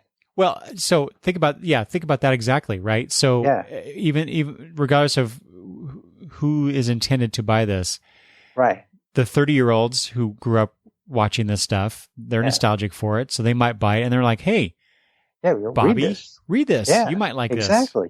Right. It's great marketing. Yeah. And then you have DuckTales and Uncle Scrooge, fun stuff. And I think I brought this up ever since we started doing this together on a regular basis. Impossible Incorporated #4. Now, I have no intention of buying it, but it still sounds pretty good. I've seen it on the shelf at Comic Logic, my local shop. GM DeMatteis and Mike Cavallaro's the artist. And maybe when it's collected, I might check it out because it's always intrigued me every month that it's been in this book. Yep. And the fact that it keeps coming to my attention makes me think that I do want to read it someday. And if anybody's reading it, please tell Eric, get in touch with Eric. Let him know. Yeah. I mean, come on. How can you not want to read a story about the threat of the time termites? Of course. I mean, as long as they're not in my house. Exactly. One thing that we forgot to, I don't think we ever really mention this every month that we do this, but I guess we should. This month in previews is As Seen on TV month. So they spotlight things like we were just talking about DuckTales is on TV or the Buffy books that Dark Horse used to do. So a lot of that stuff is spotlighted here. Eric and I may not necessarily talk about it, and I don't even know why it came to mind now. I think the only reason is there's a lot of licensing going on here with IDW, and it made me think about As Seen on TV. Yeah, that was the ironic thing. I noticed that was the theme of the month for the book, and most of my stuff has nothing to do with that. the stuff that I wanted to highlight. Like right now, I'm just bringing this up. It's a movie franchise. It's the Ghostbusters. It's a collection of Ghostbusters one-shots and specials, I think, that brought together not only the cartoon versions, the original Ghostbusters, the updated reboot that came out in 2016, but all sorts of other universal version, like multiverse versions of the Ghostbusters in this one book. So it's called Ghostbusters Crossing Over. It's a trade paperback with 224 pages of content for $25, $24.99. So if you're a Ghostbusters fan, you might want to just check this out. Yeah, and I'm not all that much. I mean, I enjoyed the first two movies, but that kind of multiversal aspect to it really plays on my interests, in comics. So yeah, and another thing I guess we should bring up is this stuff is solicited now. If you have a comic book fan in your life, or you're the comic fan because you're listening to the show and you need to drop some hints, this is the book to put on mom and dad's bed, like Ralphie did in A Christmas Story, so that you make sure people know what to order you from your local comic shop, or you point them to DCBS if you don't have a comic shop or something, or Amazon or whatever. Like, for instance, if you're a Teenage Mutant Ninja Turtles fan and you want number 89 solicited on page 144, if for no other reason that you want the Norman Rockwell homage, I don't know what the name of it would be, but you can't tell me that holiday image doesn't look like it's a Norman Rockwell Saturday Evening Post type of cover there. At least the way the black lines are at the top in the circle. And then there's the Coppertone ad homage on the variant cover by Jody Edward, where instead of the dog pulling down the lower part of the girl's bikini in the Coppertone ads, there's is that a dog? I don't even know. Is taking Christmas lights off of, I don't know which Teenage Mutant Ninja Turtle wears the red, but that's a Coppertone ad homage. Your eye for this, every month we talk about these things, George, just amazes me. I get upset because I know one of your listeners is going to bring up one I miss. So now I have to, and I welcome that. Now I know you're going to talk about something on page 145. Well, yeah, we briefly mentioned it before because they had a real small preview image saying coming soon or something like that last time. But here it is, the Rocketeer Reborn.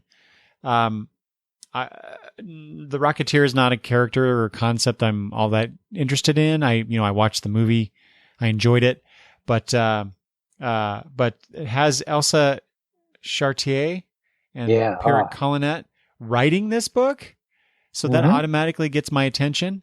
Javier Polito is doing the art.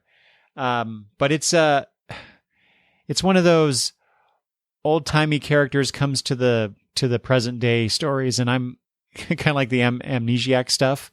Not something that particularly interests me, generally speaking. Well, I hate to do it again, but the cover is also a Norman Rockwell homage. I just don't know the name of it.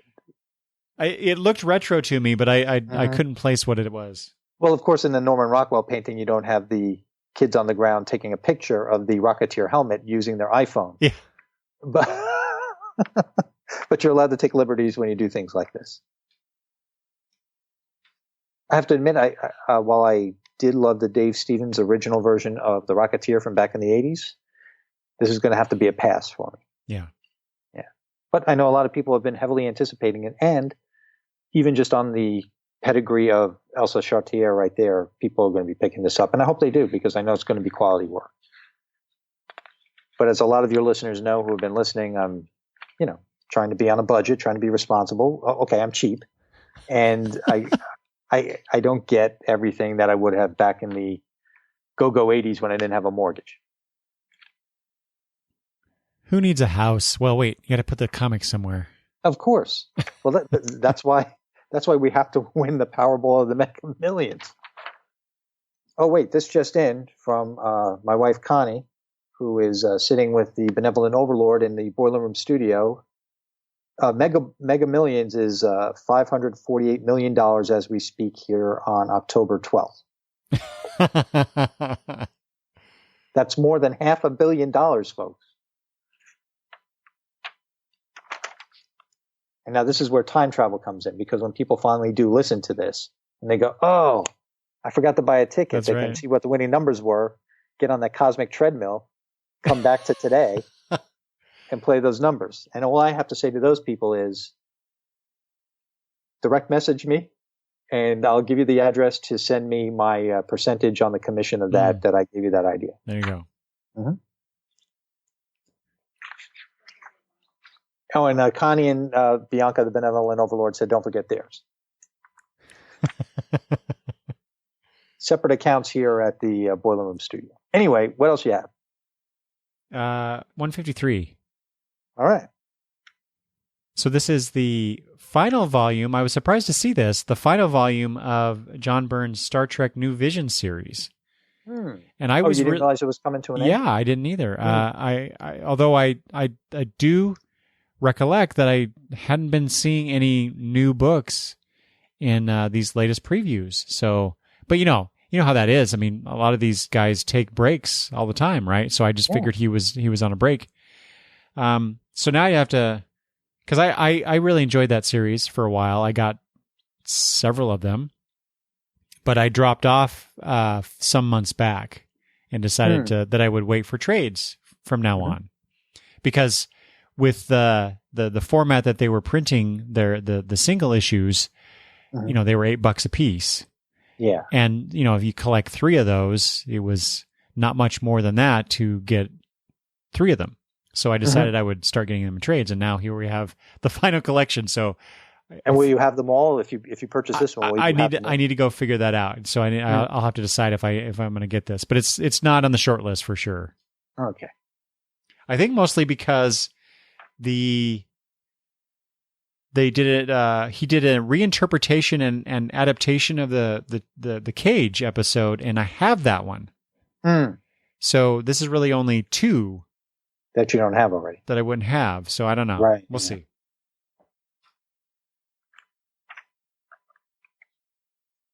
And that's all I have for IDW. All right. Your listeners know that I go on and on about some of the odder things in the book, and I have 2 on page 161 from IDW. One is called Beelzebubs, and one is called Yi. Beelzebubs is a true, what the heck does that? It's some sort of mockumentary focusing on the everyday challenges of family life, raising kids, running a small business, and making time for worship. Except the kids are named Lilith and Leviathan, and the business is a black metal band, and the worship isn't exactly aimed upstairs. Dun dun dun. It looks cute. It is by, well, I guess cute isn't the right word for it, but it is by writer-artist J.P. Ahonen, and it looks like Calvin and Hobbes meets Call of Cthulhu, as the sensationally popular heavy metal webcomic Beelzebubs comes to print in a grim, goofy, and gorgeous hardcover. This is advance solicited for February release, right in time for Valentine's Day. Yay! The art kind of reminds me of I've forgotten the artist now, but whoever did Courtney Crumrin. Are you familiar with that? Oh, no, I don't know who did that. The looks, I was thinking more Scotty Youngish. Yeah, the looks of the characters are, to me, reminiscent of Courtney Crumrin. Okay, interesting. And Yi is by, Yulharm Petreka. Yi is a curious young man named after the only sound he knows how to make. His voice must have been stolen by the colorless king, the source of all the world's sorrows, terrifying, unrelenting, all-taking, and never giving. Now Yi has no choice but to embark on a long voyage over land and sea, past grizzled pirates, a drunken clown, and more to find the famous witch who can help him defeat the colorless king. What he discovers may be a lesson for us all. And this is another advanced solicit for January, so this won't be out in time for the holidays. And it compares it. It says, in the tradition of The Little Prince, The Never-Ending Story, and A Wrinkle in Time, this graphic fable will leave young and old readers awestruck and eager to relive the journey. So things like that catch my attention. Whether or not I get them is another story, but I like to bring them to the attention of your listeners. Yeah, those sound really cool, especially the second one. And on page 163, if you're one of those artist edition folks, Bob Layton's Iron Man Artist Select. And to me, Bob Layton is my Iron Man artist, because that's when I jumped on. So, sometimes your first experience with the character, that writer, that artist is your version of it. Yeah. He was my Hercules guy. Oh yeah, Hercules. Oh man, those were great miniseries. Yeah. Oh my God.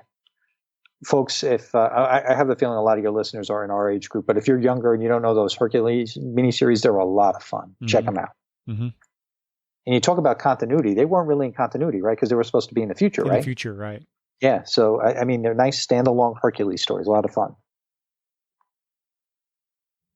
So on to Marvel? Yeah, let's do it. I'm finding, and Marvel is the publisher that makes me realize this more than anybody else. I am finding now in my old, cynical, curmudgeonly age that I am more excited to read about what's coming up than to actually read the things that are being solicited to me. I don't know why. Yeah. I think it comes through in the conversations that you and I have. In fact, Previews World and the publishers probably don't appreciate some of the comments I make about some of these books that I'm bringing to your listeners' attention, not because I don't want them to read them. I know a lot of them have different tastes than I have or have bigger budgets than I have. But I don't know. And Marvel, for some reason, really brings that to the forefront. So many things that I probably would have really loved to have cared about so many decades ago. And I just can't do it. But I like knowing it exists. I like being up to date, even though a solicit is vague. And that's why I love podcasts, because podcasts can help catch me up. And then I realize, oh yeah, I didn't make a mistake. Yeah. That I get that thing. Yeah. But it's always good to be in the know. Well, here's an interesting in the know thing. George, what is it about issue 50s and weddings? Because Fantastic Four #5, which is also, I guess, the 650th issue of Fantastic Four. Yeah. I love this. I've always loved the back and forth, the interplay between DC and Marvel when they, poked fun at each other, both inside and outside the pages of their comics. But here we get a little bit of both. It says, "No bait, no switch, not a dream, not a hoax." And we swear, not a single scroll around. This is really happening. It says, "The wedding that's been years in the making. Ben and Alicia say, I do." I'm looking forward to this. Yeah. And not only this, but the Fantastic Four wedding special that is solicited right after this. The covers are beautiful. This is something that I think is overdue. And on the heels of not only the Batman wedding, but the Colossus Kitty Pryde wedding. Oh, right. That was the same month as the Batman wedding and got totally overshadowed. But okay, for as much as people were upset about what happened in Batman #50 and whatever reasons that they had, the same exact thing happened in, what was that, X-Men Gold #30? Yeah. The same exact thing happened. But nobody got mad about that. But that one was truly a marriage 30 years in the making, 35 years maybe. Even though a wedding did eventually take place in that issue, the wedding that we were sold on, and everybody in a soap opera state of mind was like, oh, it's about freaking time. For all you Days of Our Lives fans out there, just think about Hope and Bo. Or if you're General Hospital fans from back in the day, think of Luke and Laura. Oh and gosh. If you're questioning whether or not I watch these soap operas, let's move on, shall we? You heard other people talking about them, right, George? Of course. I mean, I was a kid at the time. I was in school. I couldn't watch these things or videotape them and watch them later. I mean, oh goodness, I've said too much. Anyway, yeah, I'm looking forward to this, and I'm hoping it happens. And I'm hoping 10 years from now, Mephisto doesn't come and give Ben an offer that he can't refuse, so that it all gets erased from everybody's mind.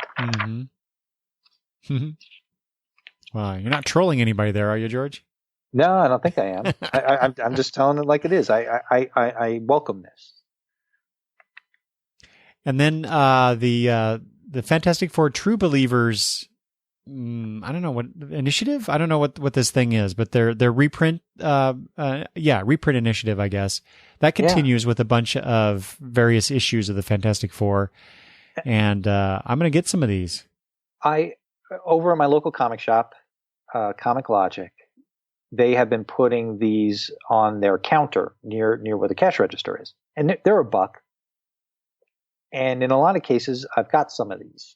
For instance, what was it? Last month was the What If month.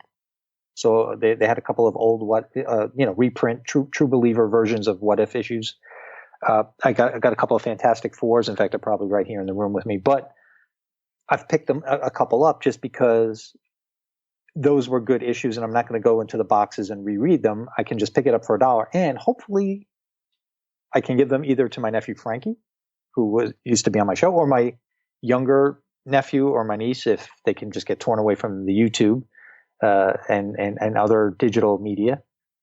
I think they would enjoy it, even though each of those issues is probably, except maybe for the What If, but like some of these Fantastic Four issues are probably part 3 of 5.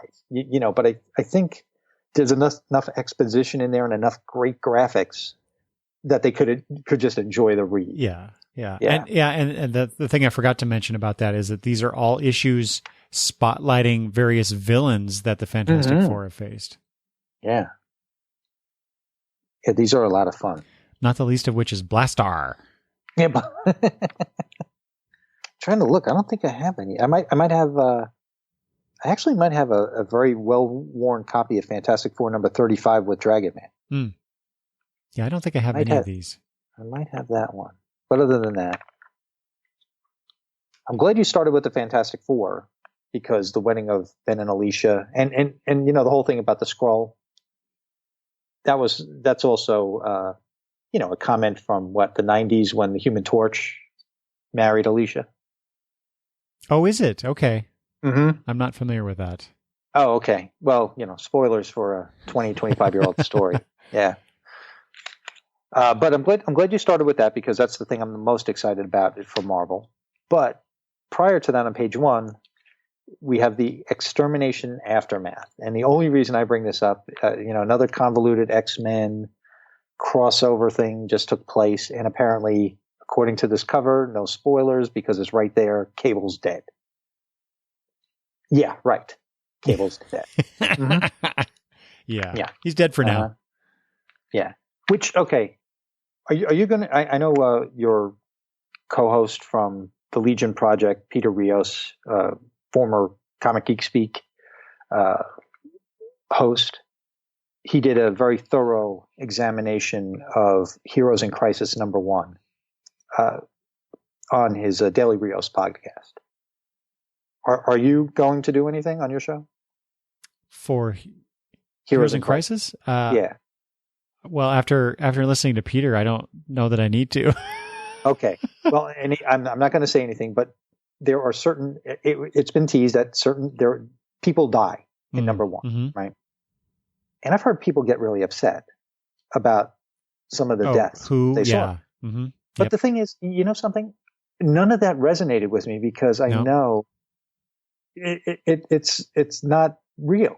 It's not going to hold. It's not going to stick.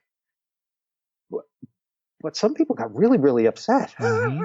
I couldn't believe it. Yeah. Almost to the point of getting emotional. And I'm thinking to myself, these aren't people who just picked up their first comic. These are people who've been reading comics for decades. And they know that this is not going to stick. Yeah. It can't stick. I can't decide. I can't decide if the reaction was based on the way in which the characters were dispatched. I don't want to say too much in case people haven't read it, but or is it just because they were just so emotionally invested in certain characters, and then they were used in a way after New 52 that they're happy about, and now suddenly those characters are no longer. Boy, that's really vague. Yeah, I guess. But I mean, Cable, I mean, I see some plot points here, which I'm not going to give away, but I mean, come on, is this really going to stick? Mm, I mean, so here's the thing about, I'm more excited to read the solicits than to actually purchase the product. Here's the thing where these moments don't have any resonance with me right. anymore. Now, they may have resonance with somebody who's only been reading for 5 or 10 years, but these moments just don't do it for me. All right, what else do we have here in this book? Enough of my own soapbox. Enough of that. Well, curiously, unlike DC, Marvel has a couple holiday-themed things. The first of which, and I'm not going to get this, but it's called Seasons Beatings, with Deadpool on the cover, of course. So I take it this won't be part of our Christmas gab bag this year if we do it? Not unless you're going to read it. I have no intention of it. Anyway, but if people are Deadpool fans, I guess, or it's not just Deadpool, but they got to lead with him for some reason. Yeah. Now here's a case. I'm sorry, man. I'm just going to go back to it. I mean, Killmonger #1 was solicited on the page before this. Winter Soldier #1 on page 15, 1 of 5 in both cases. Mm-hmm. Here's a situation where movie synergy is not doing it for me. Yeah. But I know they have to do it, or else they feel they have to do it. And I guess there's an audience for this that may be coming from the movies. I don't know. The creative teams are pretty good, but I mean, really, I love the movies. I love the interpretations of these characters in the movies, but I can't get behind these synergistic takes that have gone back into the books and actually changed the characters to match the movies. Mm. And again, this is one of those things where these things aren't made for me anymore, I don't think. Yeah. Sad to say. But I will say it. I agree with you to a certain extent, but I also I'm more than happy that they're doing these things. Oh yeah, because like I said with Martian Manhunter and DC, we get a different take on these established characters. True. And you're not missing out a whole lot in terms of you're not investing too much, I guess I should say, because these are only 5 issues. Exactly. Yeah, you're right. And once again, it doesn't all have to be about me or even my demographic. Yes, there are other it shouldn't people be out there about us. Right, exactly. Like for instance, here the Defenders on page whatever page this is. It's not even numbered. 16. 16. Yeah. It looks like a weekly event going throughout December. Yep. I used to love the Defenders, the original Defenders. Right, and isn't this the original team? Pretty much. I mean, you have Namor, Silver Surfer, the Hulk, Doctor Strange. I have no interest in this. I should have been all over this, but I don't. It saves me money. But I'm hoping there are people out there that are going to go for this. I might be interested in a trade. Are you? Yeah, a collection of this, but no, not the single issues this time. Yeah. If this was leading into a new Defenders series with these characters, maybe, but I don't know that that's true. Mm-hmm. Or the plan. Yeah, so I guess I just saved myself some money that way.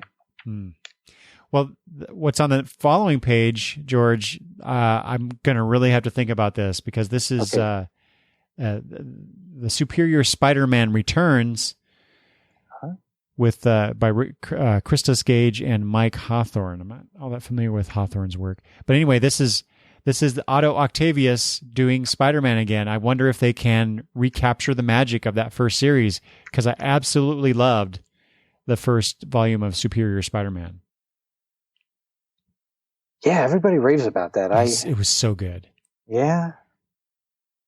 I don't know. Again, I guess like hashtag not my Spider-Man at the time. I don't know. So. You know what though? That's what made it work for me. That's what made it work for you, yeah. Right? Then there you go. Like you said, different audiences, right? Yeah, I'm going to have to try this out. Give it a shot. It looks like he's coming into continuity. So, all right. What else you have? Page 49. I'm not getting into Infinity Wars. I'm not getting into Infinity Warps. So where are you now? 49. 49. Okay. And I'm guessing a lot of people are getting into Infinity Wars and Infinity Warps. Mm-hmm. So if they are, let Eric know. What are we missing? 49. So I dropped Champions a few months back, but this Champions annual. So right before I dropped the book, they introduced this new character called Snowguard, and unfortunately, despite this intriguing new character that they brought in, it wasn't enough to keep me around in the book in the direction that they were going. But I'm curious about the character. So it's rare that I find a new character like this from Marvel or DC that I'm really into. And for some reason, this character kind of rings those bells for me. So this is a spotlight on her, this annual. So I'll be getting that. Great. I heard a little bit about her. I'm a little intrigued myself, so I'd be curious to hear how you enjoyed this annual. Mm-hmm. What about on the next page? Finally, a little more holiday. Yep, that was my final thing here. Mm-hmm. So go for it. Well, it's so weird, because Seasons Beatings gets a whole page to itself, and yet the more traditional, holiday special fare gets a half a page, and it's X-Men at that, so weird. But yeah, Merry X-Men Holiday Special #1. 25 holiday tales of Merry Mutants, one for each day of December. That's an interesting approach. Especially for only 40 pages. Yeah. I'm almost expecting it to be, and I know it's not going to be like this, but I'm expecting it to be the way Archie comics used to be before the reboot, where, you'd have a couple of one-page gags, you'd have a 5-page story, another couple of gags, maybe a puzzle page or something. That's what it's making me think of, and I'm actually, now that I'm saying it out loud, that's what I want it to be. Yeah, me too. I want it to be that. Wait, I don't see Dan Parent's name here, though. Yeah, unfortunately. Yeah. But man, look at all those names. That's a lot of people. Yeah. Al Ewing, Chris Claremont is involved. Yeah. So for $4.99 for 40 pages, a holiday-themed X-Men special. All right, this is on my short list. See, I would, if this were, Marvel characters at large, I would totally get this. I hesitate only because it's X-Men. I don't have anything against the X-Men. It's just I never really got into them. But this concept, this 25 holiday tales thing, one a day thing, it's got me intrigued. So I'm going to get this one. All right, what else you got? That's it. I usually have a bunch of trade stuff that I want to point out, but not this time. Okay, then I'm just going to skip over to page 78 just because it's on my pull list. It is the Exiles. I enjoy the Exiles. I let you guys know my pull list. And of course, that obviously doesn't change from month to month unless I drop something. So I'm still reading Exiles, and the tagline is The Wrath of Khan because of Kamala Khan. It had to happen. Let's see. There is another holiday-themed issue going on here with Deadpool #7. Deadpool gets his most difficult mission yet, take out Santa Claus. So if you're a Deadpool fan, you can go for that and get your holiday themed excitement. But hey, he gets two. Yeah, I know. Two holiday-themed issues. And one, it sounds like he just stole from Lobo's paramilitary Christmas from the 90s anyway. There you go. Yeah. Let's see. For some reason, I have page 83. Oh, okay. Page 83, Mr. and Mrs. X #6. Gambit and Rogue are throwing a party, and you're all invited. This seems to me like an old school X-Men, where the X-Men would be having dinner or breakfast together, and they would talk, and there'd be the relationship stuff. And of course, the Thieves Guild will be there, but with your adventure, you also get a little melodrama, right? And the famous X-Men baseball games, softball games, whatever they used to play. So this issue seems like it could be in the vein of that by Kelly Thompson and David Lopez. Yeah, that's the kind of stuff the X-Men that I really enjoy too. And you were talking about trades. I actually only had two that got my attention. One on page 135 and one on page 137. The one on page 135 is, we were talking about What If before. This is volume 1 of What If Classic. And it collects, issues 1 through 12 of the original series in a trade paperback form, 432 pages for $39.99. Oh, good call, George. And that's, I mean, if you don't have them or you only have a few sporadic issues from the old days, pick this up. It's really good classic stuff. And on page 137, talking about original runs of things, I was a huge fan of the original Moon Knight series from the 80s. And it looks like this collects issues 24 through 38. This is where I was first introduced to Bill Sienkiewicz, and I haven't looked back on my admiration of his artwork. Loved his stuff. So if you remember this series fondly, or you never read it and you only know Moon Knight from today, go back to some of these older issues. This is volume 3, by the way, but I think you could just pick it up and check it out. It's 488 pages for $39.99. Yeah, and that is all I have from Marvel. Makes me want to go back and get the other 2 volumes of this. Yeah. Somehow I missed that. I got, when I saw this before, when I was looking through the catalog, I'm like, wait a minute, this is volume 3? How did I miss 1 and 2? Before we move off of the big 2 totally, one thing we did not mention about DC, which I think is kind of important. You and I didn't mention a bunch of things because they didn't appear in the catalog at all. And the reason they didn't is because of the December 26th ship date, which is getting skipped. Right. So some titles that would normally come out twice a month are only coming out once a month, and some of the monthly titles won't come out until that first week in January. Mm-hmm. One of which is that Heroes in Crisis. People were wondering why they didn't see Heroes in Crisis in this book. That's because of the skip date and things like if you want to get Scooby-Doo Team Up for your kids for the holidays, well, don't worry, it didn't get canceled. It's just coming out the next week, or the first week in January. So stuff like that. So I figured I'd bring that up if people were wondering why we didn't bring up a few things. And one other thing about Marvel. Did you find it weird that they had Conan the Barbarian on the cover of the big book, but it's not coming out till, and Marvel has the license now. They got it from Dark Horse, but it doesn't come out till January 2019, so there was no mention of it in the Marvel previews book. Right. And yet there it is on the cover of the book. You would have thought that they would want to, I don't know, let you know Cable's dead or the Thing is getting married or something on the cover of this. Hey, whet the appetite, man. I guess so, yeah. So I don't know if we're going to be talking about that next month. So are we moving on to the next publisher? Yes. Okay, so we're going back to the big book. And before we get to this publisher here, I have a poem for one of your listeners, one of your friends, Damien, also known as Sleepy Reader 666 on Twitter. So if you'll indulge me. Please, I can't wait to hear this.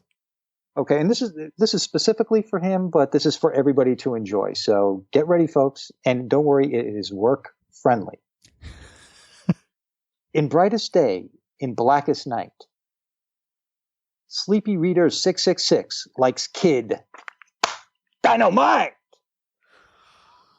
Oh my gosh. We are going into the Dynamite section. And Sleepy Reader, yes, I read your tweets, and I'm glad that you like when I say I do my best JJ Jimmy Walker impression. Okay, do you have anything for, are you daring to read Dynamite? What are you daring to do here? I'm not reading any of these, but I I do want to point out, though, 183, page 183. Okay, let's see, 183. Holiday specials, George, that you never thought you'd need until you see them, right? The Barbarella holiday special, especially that one. And then the Red Sonja holiday special. You know, I might get both of these. I might do it. I'm actually intrigued by the Red Sonja one, but just the Barbarella. Who asked for that? I know, right?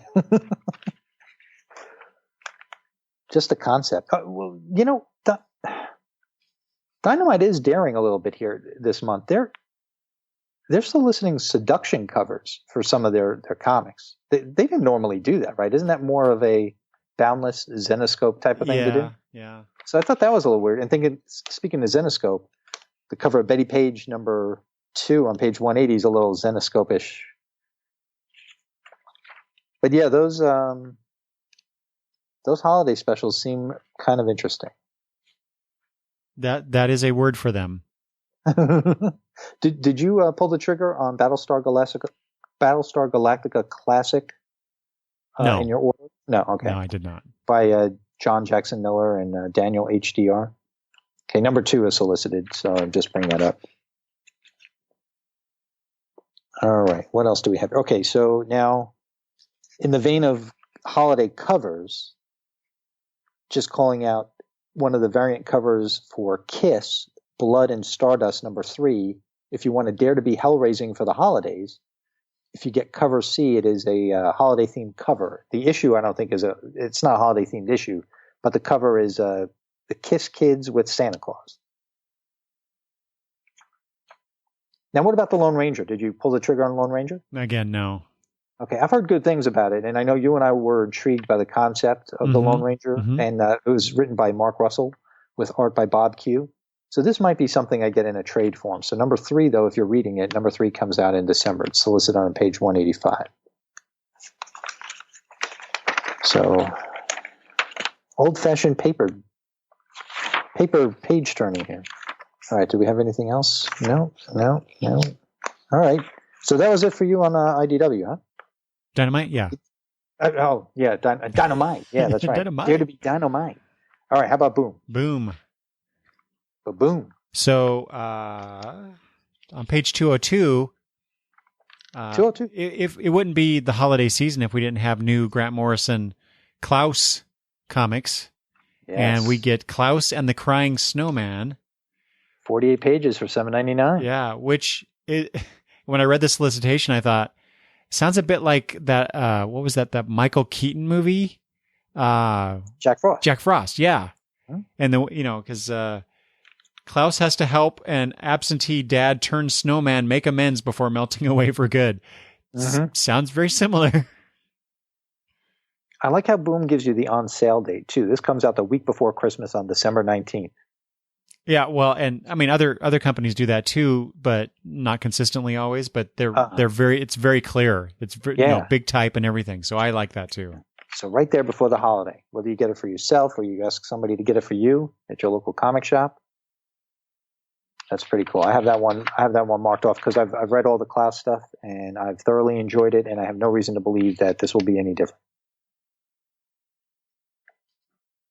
All right. You have anything else over in the Boom section? On 205. Okay. There is. This is going on the short list, George. Okay. This is Waves, an OGN hardcover by Ingrid Chabert, I believe, yes. and Carol Morrill. Mm-hmm. So the text here says, after years of difficulty trying to have children, a young couple finally announces their pregnancy, only to have the most joyous day of their lives replaced with one of an unexpected heartbreak. Boy, that's how you write solicitation text. Very serious, very interesting. Unfortunately, you have to wait till February. It's an advance solicit for February. End of February too. Yeah, but still, yeah. It says here, based on the author's own experience, coupled with soft, sometimes dreamlike illustrations by the artist, it's a deeply moving story that poignantly captures a woman's exploration of her pain in order to rediscover hope. I'm totally on board with this. Before you read that paragraph, you know that the word poignant has got to be used to describe a book like this. Yeah, that's a little over the top there, but still, that's and it's only $15. Yeah. 90 pages, $15. Yeah, it's a short investment for what probably is going to be a really interesting, cool story. Mm-hmm. Well, and I think this is the type of stuff I get more excited about. Yeah. But again, that's because I've been reading these things for all these years. Tastes change, right? So hey, I still buy Moon Girl and Devil Dinosaur, but I'll also buy Waves.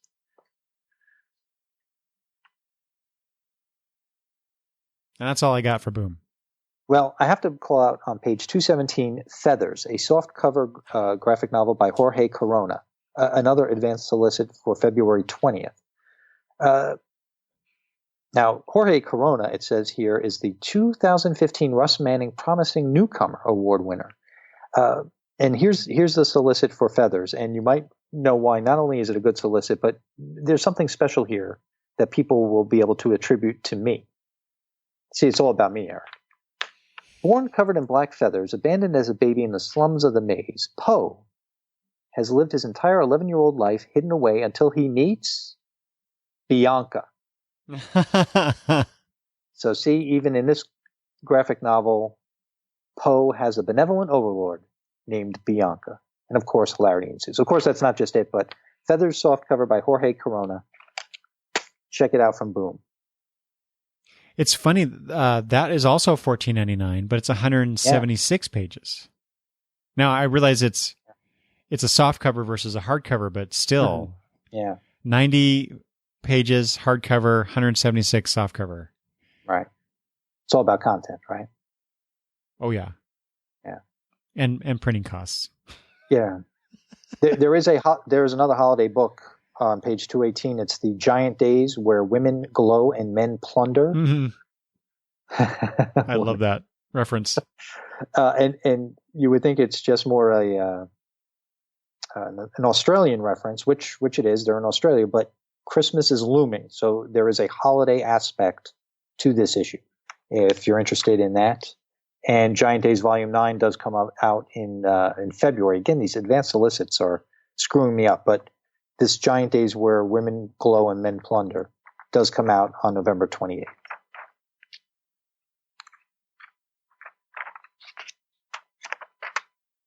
Now, okay, and then everything you say I'm pretty good at finding covers that are homages to things. Well, on page 223, Steven Universe number 23, I don't watch the cartoon, but I found it funny that Steven asks Connie to join him in helping Garnet navigate cat ownership with her new kitten, Cat Steven. So somehow my wife and my cat are in this? Okay. I thought podcasters were the ones who were supposed to get themselves in comics. You look at the Comic Geek Speak guys. You look at the 11 o'clock comic guys. Well, heck, George and Tony got into a Greg Schiegel Pix graphic novel by way of a spine of a book in the background. But my wife and my cat in a Steven Universe comic, I'll admit I'm jealous. Yeah. Mm-hmm. Yeah, George, that's how I know that I've made it, is that some wonderful comic book artist puts me in the comic. Yeah. Never going to happen. Yeah, it'll happen. Don't worry, you'll meet some horrible demise in a Tom King book before you know it. That would be a badge of honor. Rest of the book? Yep. Okay. I know before we mentioned it's the As Seen on TV month, and they kind of put a spotlight on it on pages 230 and 231. All sorts of books that they show. I mean, there are a ton more in here, but I mean, they show Doctor Who, Battlestar Galactica, Bob's Burgers. And if you take a look at my shirt, the Pink Panther. I have my Pink Panther shirt on. My Pink Panther. He's holding a hammer. Oh, Pink yeah, Panther. nice. Yes. Yeah. So, all right. You know how you and I were talking about Hey Kids comics from Image Comics, done by a gentleman named Howard Chaykin? Mm-hmm. Well, there's another homage on page 232 to his American flag book. It's called Canadian Vark. It is a Cerebus book by David Sim. And I think that's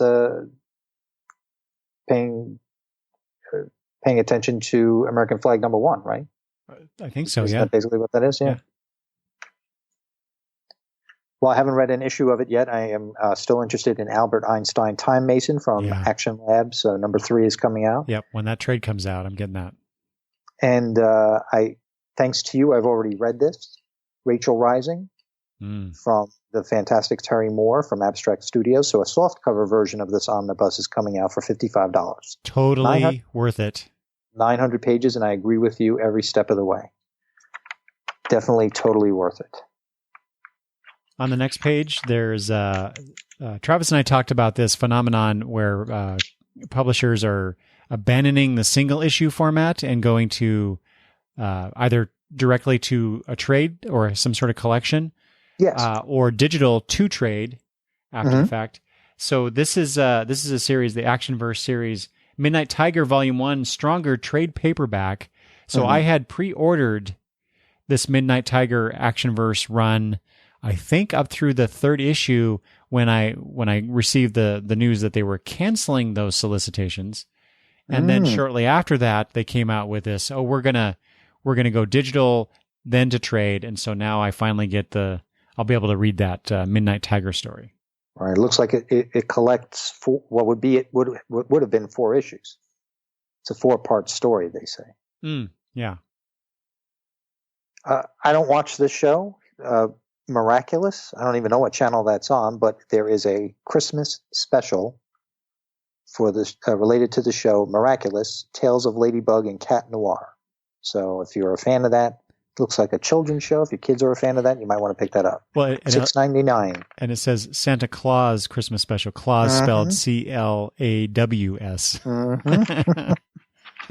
I love plays on words like that. Yeah. While, again, one of the things about previews is you're 2 months behind. I haven't read Lollipop Kids or The Last Space Race from Aftershock yet, but I have got number 1, and I have faith that I'm going to want to read 2 and 3. And number 3 of each is solicited here on pages 240 and 241. And again, I call out writer Adam Glass for the Lollipop Kids, but he wrote it with his son Aiden. And I saw some clips of them at New York Comic Con. So I don't know how old Aiden is. I think he's like 12 or 13 years old. And this concept came from him. So kudos to him. Hopefully he pursues writing in his life as he gets older, goes through high school and goes to college. So good on him. Yeah, I'm looking forward to the trade of this.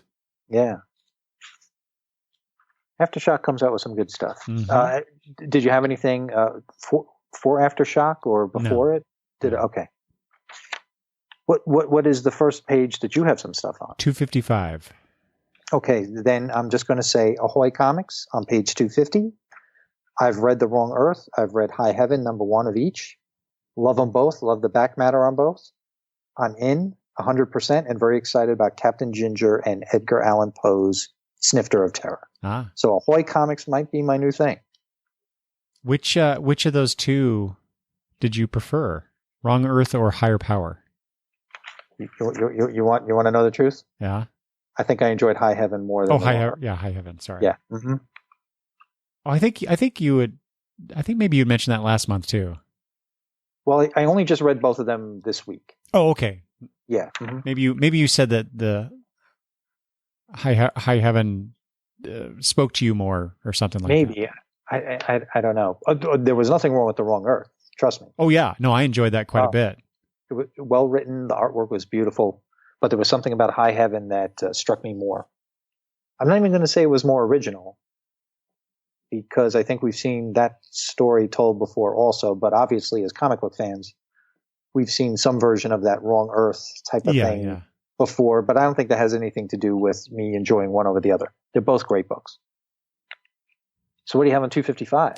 Well, considering that you just mentioned your Pink Panther. Remind me to put a picture of this on Twitter after we post this episode. I couldn't help but notice the Pink Panther Classic Christmas 32-page collection, I guess. Yeah. So I love that stuff. This is the second or third time, George, where I've talked about a Pink Panther book in previews and still haven't bought one. I think I need to change that.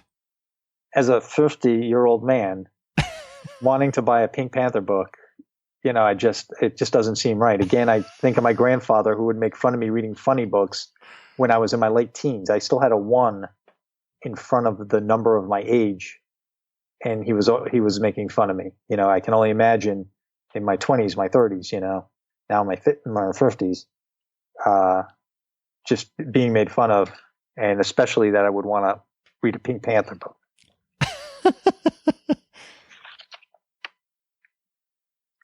Thank goodness he didn't see I picked up a Richie Rich and Jackie Jokers out of a quarter bin at a local bookstore the other day.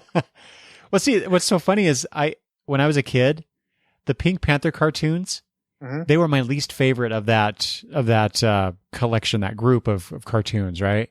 And I can see that. But as I got older, I started to appreciate the humor more. And I guess now I'm like, maybe I'm just nostalgic for it. Yeah, yeah. And again, maybe these are made for us. I don't know. Weird. Oh, I think so. All right, 259. The Barack Panther versus the Tremendous Trump. All right, now, who is this? This is Antarctic Press. Antarctic Press has had comics like this over the months with a version of Trump. I've seen the Barack Panther. In fact, I've seen a T-shirt of I don't know. I think it's an homage to some Black Panther famous issue. But now this cover, homage-wise, is an homage to is it DC Special Series number 27? Is it the Batman versus the Incredible Hulk? Yes.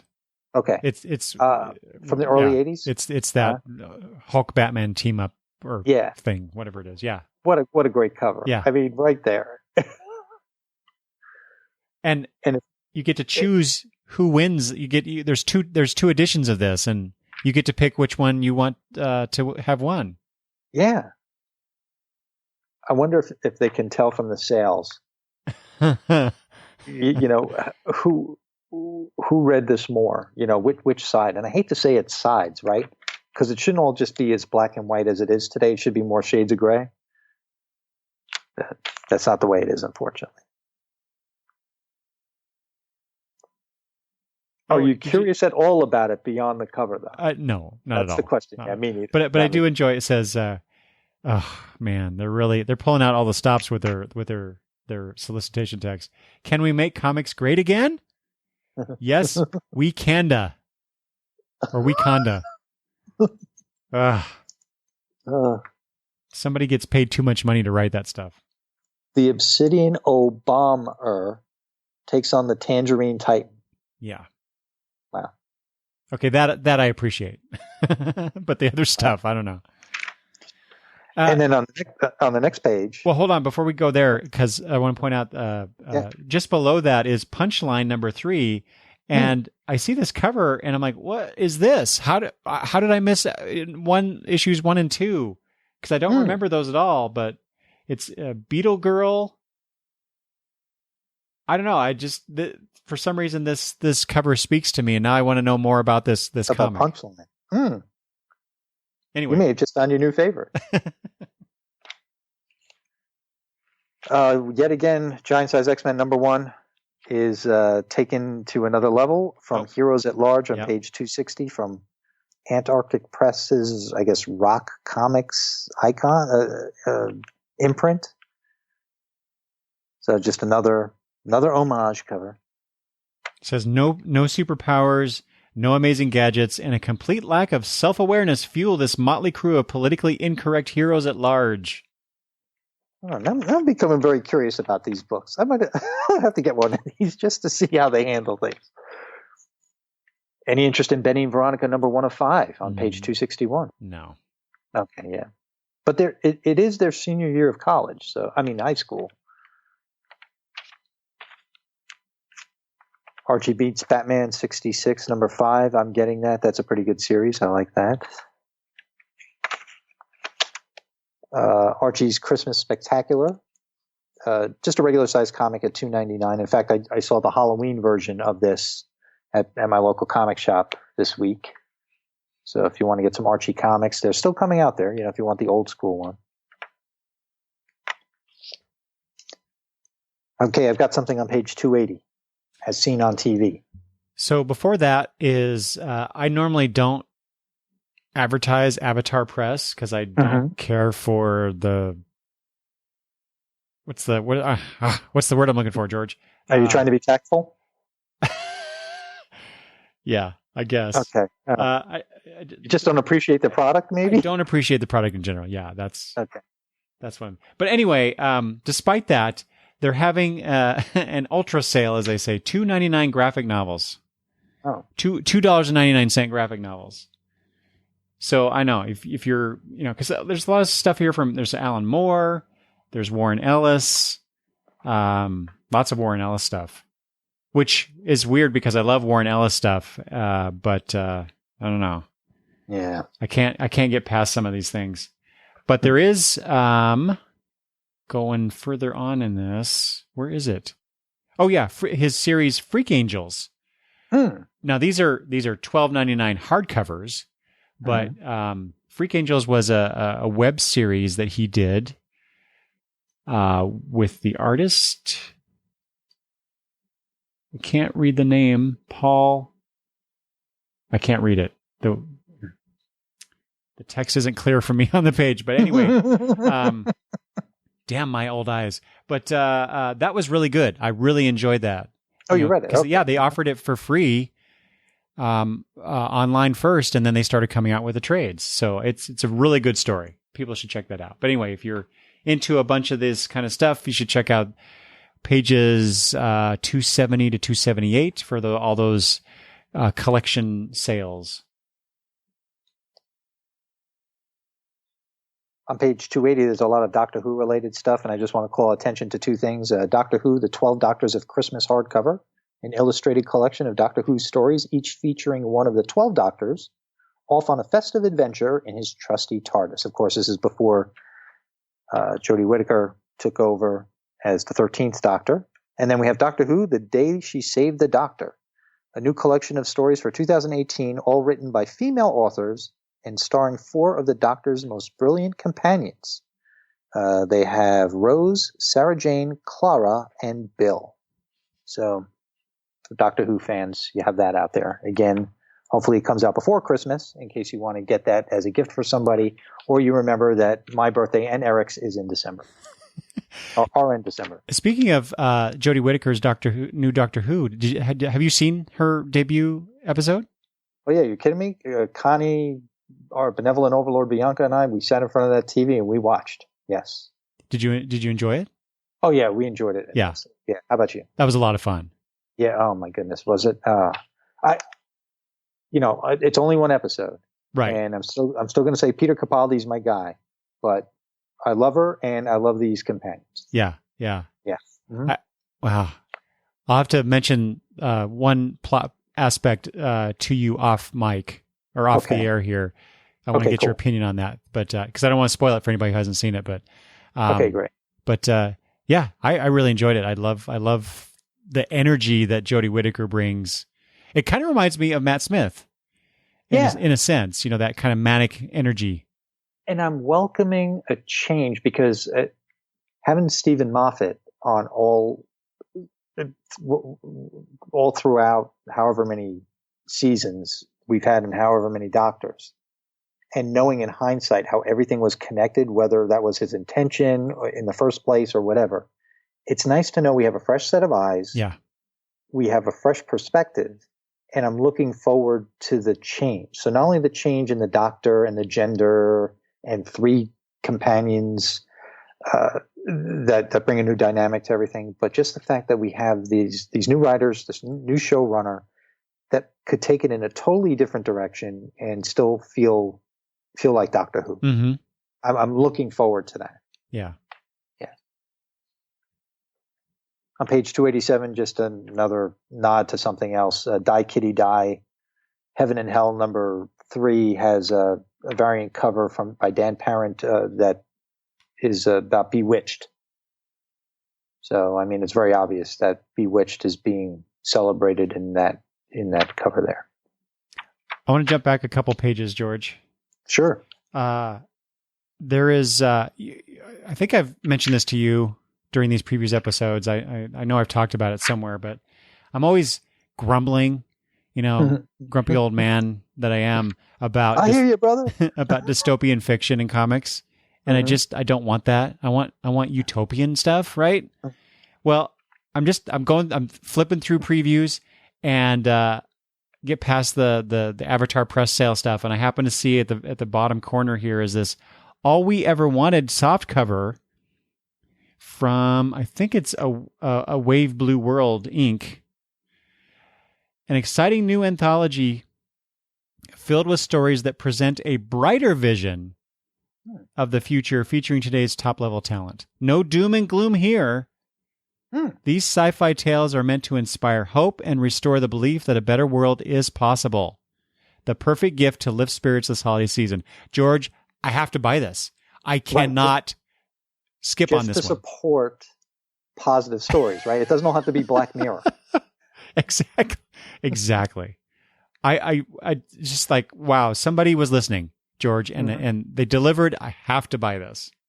What page was that? 279. All right, I'm going to earmark that one. All right, let me earmark that. All right. So to totally get back on the dystopian track, Death Ray Graphics on page 292. You just had to spoil it, didn't you? The show must go on. Weapon Brown, trade paperback. Now, have you ever read Weapon Brown before? No. All right. Chuck is a cyborg thug stalking the wastelands of a ravaged Earth, trying to forget his past. Come on, Eric. That's a utopia right there. Well, this book was brought to my attention. By the way, this is by Jason Youngbluth. This was brought to my attention by my buddy Rob Shade, who was also one of my frequent guest co-hosts on the George and Tony Entertainment Show, just like you were, Eric, toward the end there while Tony was out. And he brought this to my attention, and I went to go purchase it directly from the author on his website. And for some reason, I don't know, maybe he didn't maintain his website very well, but I couldn't continue the purchase. I wanted to get the deluxe hardcover with all the extras in it. And I wasn't able to buy it. And knowing now that it's here as a trade paperback, it's in black and white, 412 pages for $22.99. And I don't know if I'll be able to pull the trigger on it, but this is basically Charlie Brown and the Peanuts gang in a dystopian society. Because when I said Chuck is a cyborg thug, Chuck is Charlie Brown. If you look at the cover, it's got the yellow and the black, squiggle. Yeah. And from what Rob told me about it, it's kind of a lot of fun. I hate to say that, really? right after what you just told me about that other book. So I do want this Weapon Brown from Death Ray Graphics. And thank you, Rob, for bringing that one to my attention. And I'm glad to see it in here now because I have another opportunity to get it. All right, what else do we have? Oh, on page 294, here's a book I haven't read the whole thing yet. But in the vein of what we saw from Antarctic Press with the Barack Panther versus the Tremendous Trump, we have the Unquotable Trump from Drawn and Quarterly. And this cover, I think, was from a Marvel Treasury edition of the Hulk. I think that's what this cover is referencing here. But what this is cartoonist R. Sikarayak. So I know I pronounced his name wrong. I apologize. Draws upon the power of comics and satire to frame President Trump and his controversial declarations as the words and actions of the most notable villains and antagonists in comic book history. Now, this same creator did something similar with Masterpiece Classics. And what he did was he took characters from the Sunday Funnies and even some comic books and put them into classics. Like I remember the Peanuts gang was in Kafka's Metamorphosis, and was that Dagwood from Blondie? There was a whole Batman story, and I forget what classic that was supposed to be, but it was in the old 40s version of Batman and Robin.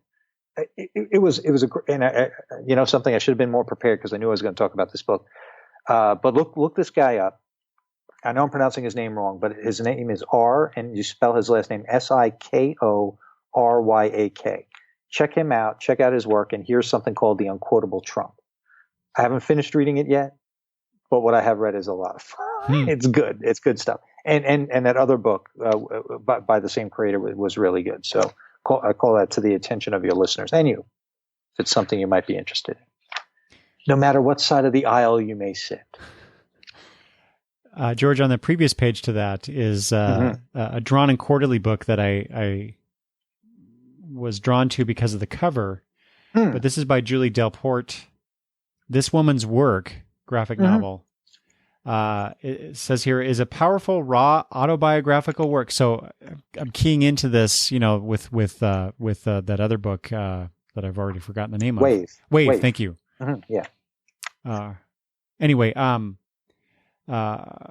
powerfully raw autobiographical work that asks vital questions about femininity and the assumptions we make about gender. The author examines cultural artifacts and sometimes traumatic memories through the lens of the woman she is today. A feminist who understands the reality of the women around her, how experiencing rape culture and sexual abuse is almost synonymous with being a woman, and the struggle of reconciling one's feminist beliefs with the desire to be loved. Wow, what a powerful book. I'm going to earmark that one too. Wow. And then on the next to the Unquotable Trump is another Julie Delport book. So I turned the page and saw this beautiful looking cover, everywhere antennas. So this says equal parts Walden and the Bell Jar. It's a deeply affecting, sparely constructed novel in soft, flowing colored pencil. Shows her narrator coming to terms with a rare and misunderstood sensitivity to the radiation emitted by television, cell phones, and computers that permeate urban life.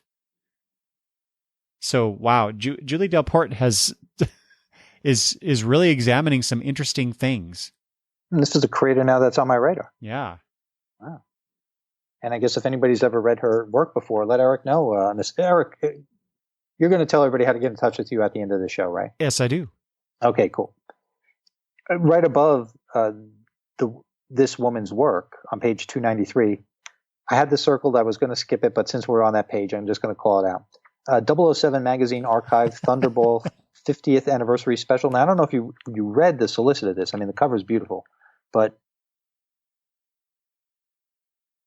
it's Thunderball's 50th Anniversary Special. James Bond author Raymond Benson explains how Ian Fleming came to write the novel Thunderball and the ensuing litigation which proved to be Fleming's death knell. Examining in detail scripts and other unique documented evidence in the Ian Fleming Foundation archives, Bond scholar and author John Cork guides us through the fascinating evolution of how the most successful James Bond film of them all made its way to the cinema screen.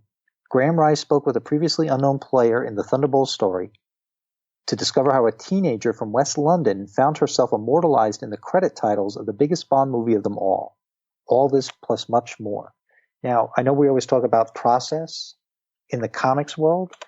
A behind the scenes like this about a movie is interesting to me. Of course, it's 76 pages for $30, though. I don't think I'm going to buy it. Mm-hmm. But it seems like there's a story to tell there about Thunderball. I had no idea. So I'm going to have to do maybe some online searching or something. But if anybody's interested and you're a 007 fan, check that out. I was trying to remember if I've actually seen that movie because I haven't seen all the Bond movies. God, I haven't seen it in ages. I mean, I probably saw it in the 80s or something. What's the one villain's name or whatever? Yeah. Oh, I don't think there was one. I don't know. I couldn't tell you. Huh. In fact, I didn't realize it was the most successful. Yeah, one. I didn't either. Yeah. Now I have to go. I have to go find a copy of that and watch it. On page 300, Fantagraphic Books Memorabilia, Sergio Poncione weaves together history, fiction, and fantasy to create 5 stories that illuminate the art and lives of 5 of the greatest comic book artists of all time: Steve Ditko, Jack Kirby, Wally Wood, Will Eisner, and Richard Corbin. He blends the biographies of the artists with the characters and worlds of each to create a love letter to the remarkable imaginations of these 5 master comics makers. Sounded like an interesting concept, and I see one of the art pages. Yeah. 56 pages, hardcover, $16.99. Yeah, that's going on the list for me. Yeah. Next page over, George, is Vanishing Act by Roman Muradov. So this appeals to the literary person that I am. Please educate us and preach. Written and drawn in 13 styles, Vanishing Act is a web of interconnected stories set in one evening. Vanishing Act is structured so that each act occurs over the course of 20 minutes, while each new act starts in the middle of the previous one, each overlapping until the end when the book loops back when the to the beginning. A stylistic and formalistic tour de force. That pushes a bunch of buttons in me. So 88 pages, $14.99 hardcover. I like that cover. All right, I'll mark that off too. Reminds me of the film Shortcuts, which was based on a bunch of Raymond Carver short stories. I never saw that. Oh, good! It was a good movie. Okay. Just for the kids in your life, first, second books, especially because this is a holiday solicited book of previews. Science Bears, Polar Bears. Just looks like a lot of fun. For the kids in your life. I have... Oh, yeah. Also from First Second on the next page, George, I liked how they have this. It's a full page of a bunch of graphic novels. It says a graphic novel for everyone on your holiday list. And you've got, one, two, three, you got 6 of them, all various styles, themes. So yeah, people should check out that page if you're especially looking for, looks like it says ages. Oh, some are 14 and up, 12 and up, 10 to 14, 8 to 12. So there you go. You have a wide range of preteen and teen books that you can get for your loved ones or yourself for that matter. Yeah. We're all young at heart. Exactly. Or else we wouldn't be doing this. That's right.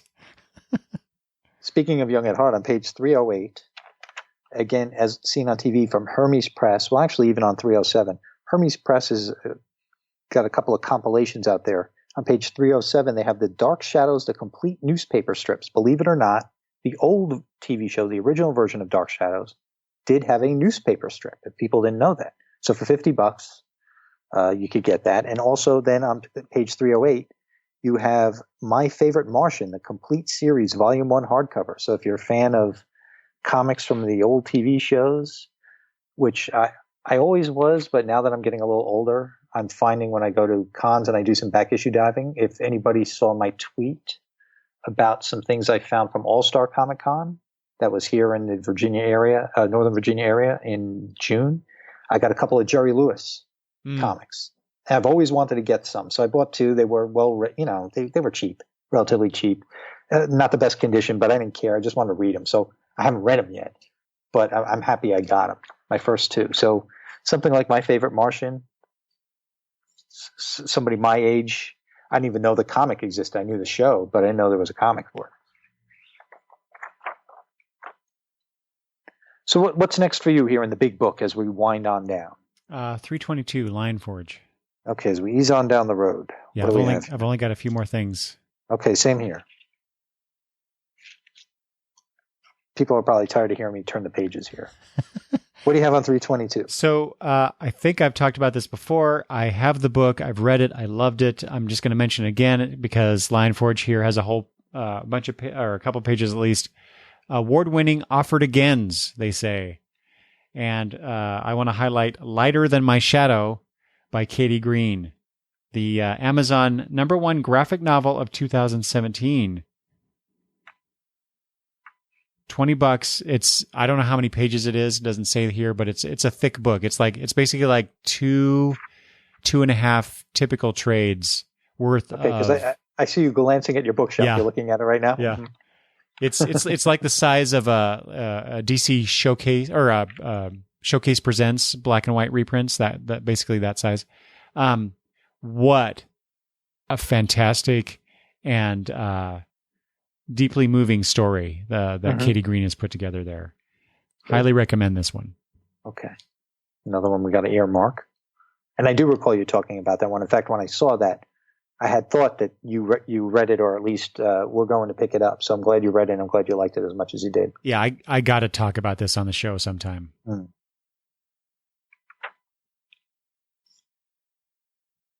All right. What next? 333. Okay, great. What do you have? This is from Oni Press. You know that old adage that, you put gorillas on the cover, the comic sells, right? Well, this is called Gorillas Omnibus Edition, although they're not gorillas. They're actually, I think, chimps. I think it says, well, no, simian soldiers. I don't know what it is, but this is it does say chimpanzees. Anyway, so this was a series. I don't know when it came out. Anyway, it's collected for the first time in one volume in this omnibus edition. Private John Francis Clayton is on his first tour of duty in Vietnam, facing death at every turn in the middle of a war he doesn't understand. He's just trying to stay alive when he encounters an elite platoon of simian soldiers. This squad of chain-smoking chimps is the most dangerous fighting force in the jungle. But whose side are they on? I know, that just seems really interesting. Yeah, and you're right. You put them on the cover, people will buy it. It's by Brom build Revel. it and they will come. You know what? I spoke over you. Who wrote it? Brom Revel. On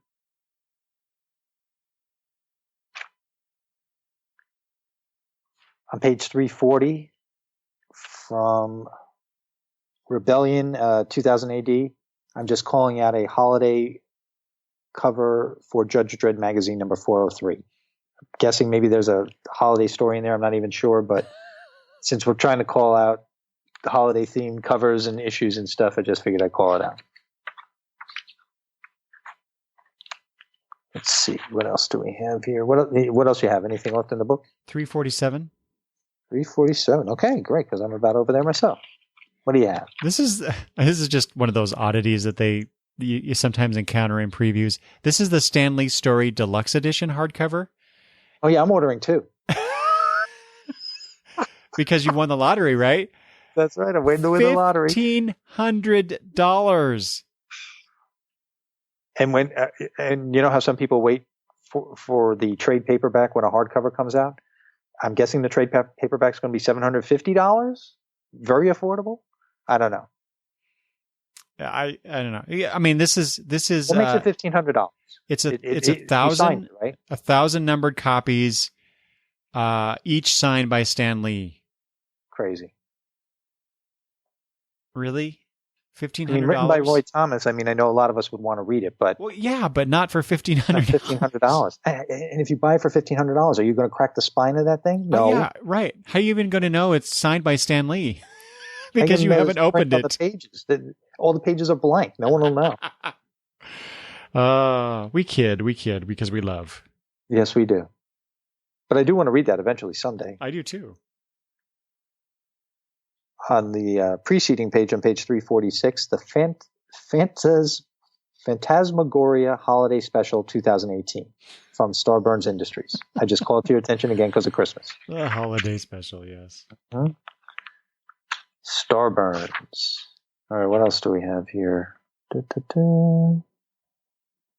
Okay, you have anything else? I have one more thing in the Valiant section. Okay, great. What is it?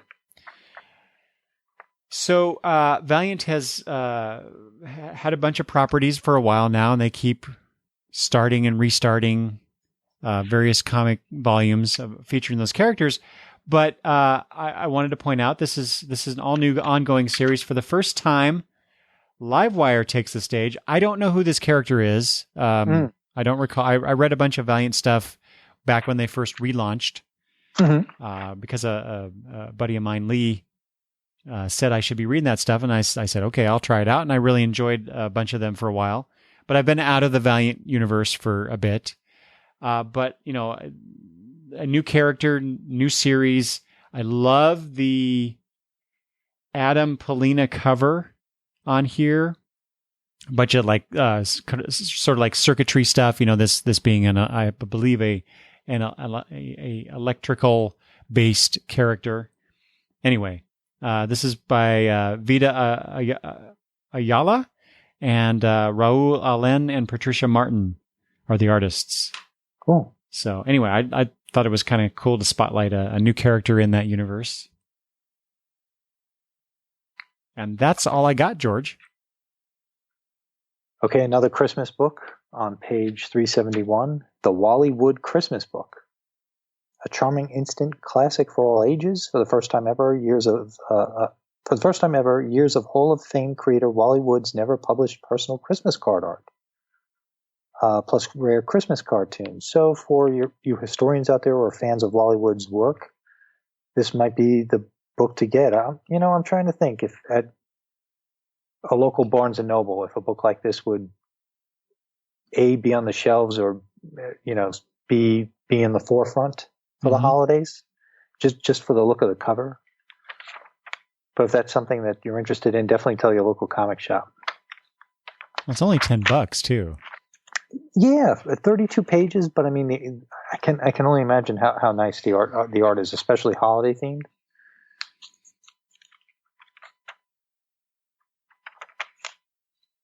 And along the lines of, you didn't want to really promote Avatar Press.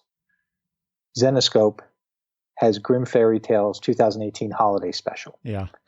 With a very scary looking Elf on the Shelf. I don't remember having Elf on the Shelf when I was a kid. No, me either. But it seemed to have made a resurgence in the last 5-10 years. Mm-hmm. And now I see there are different sweaters you can give the Elf on the Shelf, different pants, different outfits. But even without this bloody image of the Elf on the Shelf on this cover A of this holiday special, Elf on the Shelf would just freak me out if I was a kid. I'm sorry. Especially, isn't part of the concept he moves? Like one day he might be on your mantle, the next day he might be on your Christmas tree, he might be on your headboard or something. I mean, that just freaks me out. Yeah, that doesn't say Christmas to me. That says murder waiting to happen. Especially if you look at this picture of him right here. Okay, as we close this show, we have to get to great titles in manga. Oh, wait, before we get to that, I forgot. There was one more thing. This is a very late edition. Okay. Ding, ding, ding. Oh, this is really late breaking news. Yeah. This is back on 371. I'm glad you mentioned the page because I was looking at it and saw this. So I get in my email inbox, I get a lot of unsolicited submissions, people promoting their work and asking me to spotlight them on my blog or on my podcast or whatever. Interesting. I guess that's one of the pluses and one of the minuses of having the show and having a website and stuff. Well, it's actually kind of hard for me to keep up with it, because I got all the other stuff that I buy myself, and then I got this other. So I actually rarely get to look at these things and actually comment on them, but. For some reason, this one I downloaded the preview art pages and took a look at it. And so this is actually from Vault Comics. This is Submerged Volume 1. You can see there, and by Vida Ayala and Lisa Sturl. And I enjoyed it. I read the first few pages of the first issue that's collected in this trade, and I really enjoyed it. And so I'm going to have to take a look at the rest of the files that I was able to get from this preview promoting this book. But just based on what I have read, what I have seen, I like the art a lot. The story's really interesting. It's about a sister who gets a call from her estranged little brother begging for help, and she encounters a bunch of dangers, supernatural in some cases. So, it delves into some magical realism about or in her quest to find her brother. So, I thought it was pretty cool. So there you go. Good.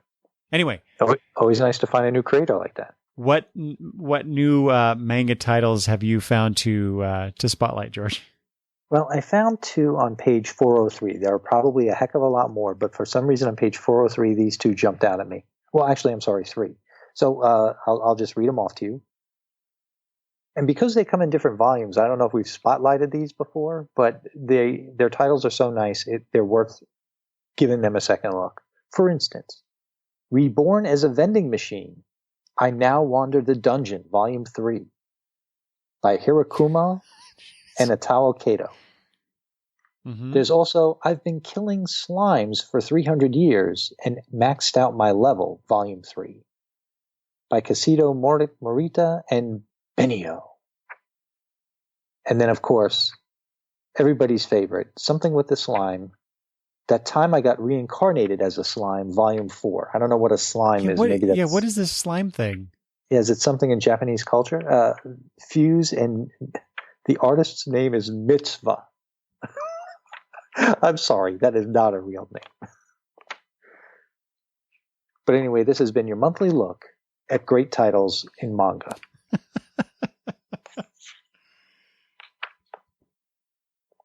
I have a few things on the flip side. Okay. Again, only because this is a holiday themed previews for things coming out in December.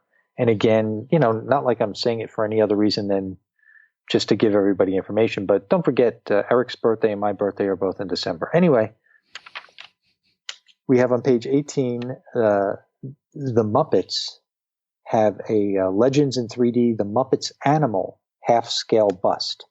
Animal is, I think, a lot of people's, one of their top favorite Muppets. Mm-hmm. And this is a nice bust of Animal. George, who is your favorite Muppet? Something, that's a good question. I don't know. I never really gave it much thought. I don't know. I mean, I might tend to more go toward the Muppets as a whole than just the Muppet Show. Mm-hmm. Like I would go to Sesame Street, and while Kermit's great and all, I think I like Snuffleupagus. Oh, yeah?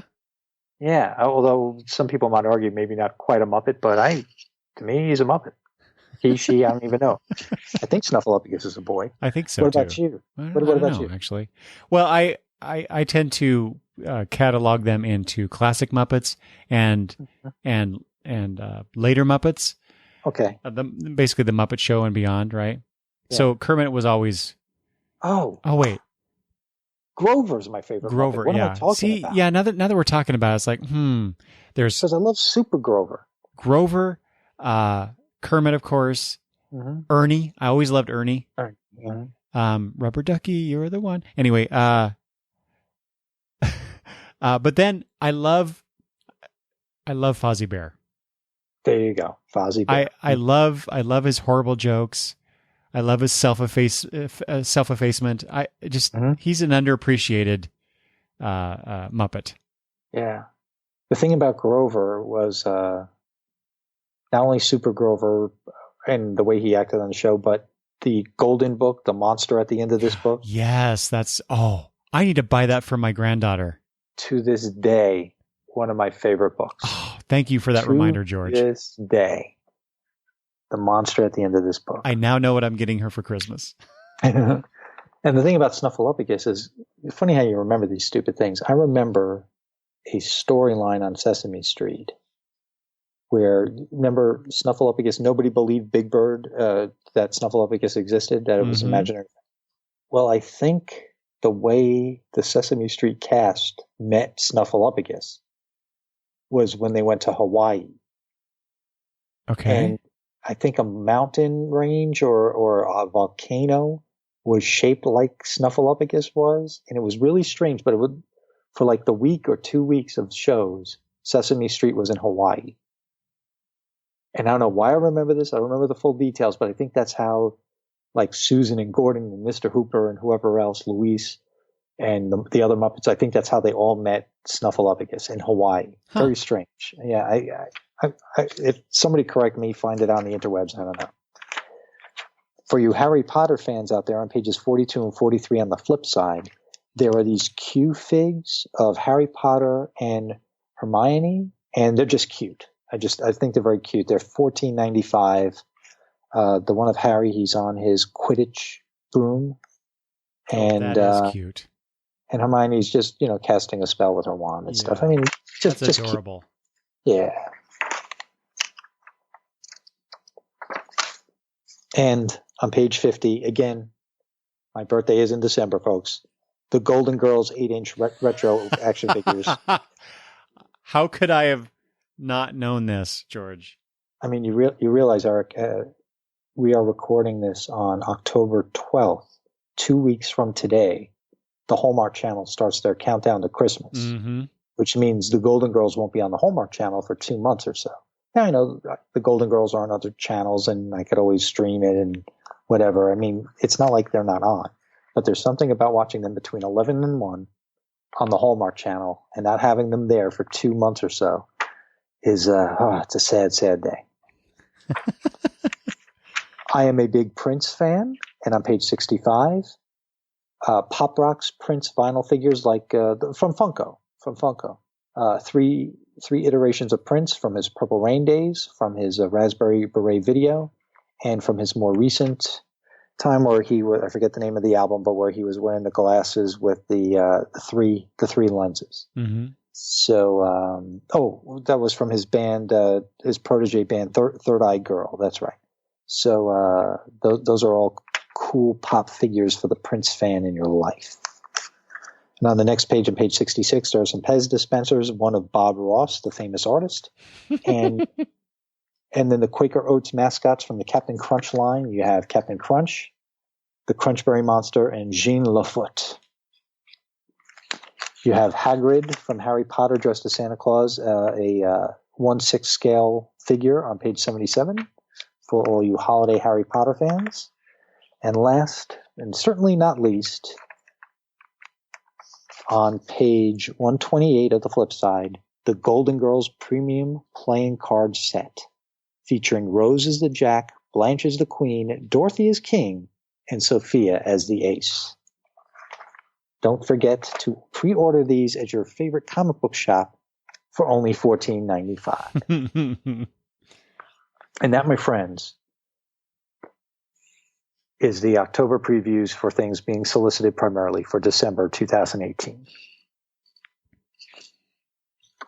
Another marathon session, George. Yeah, we didn't intend that, did we?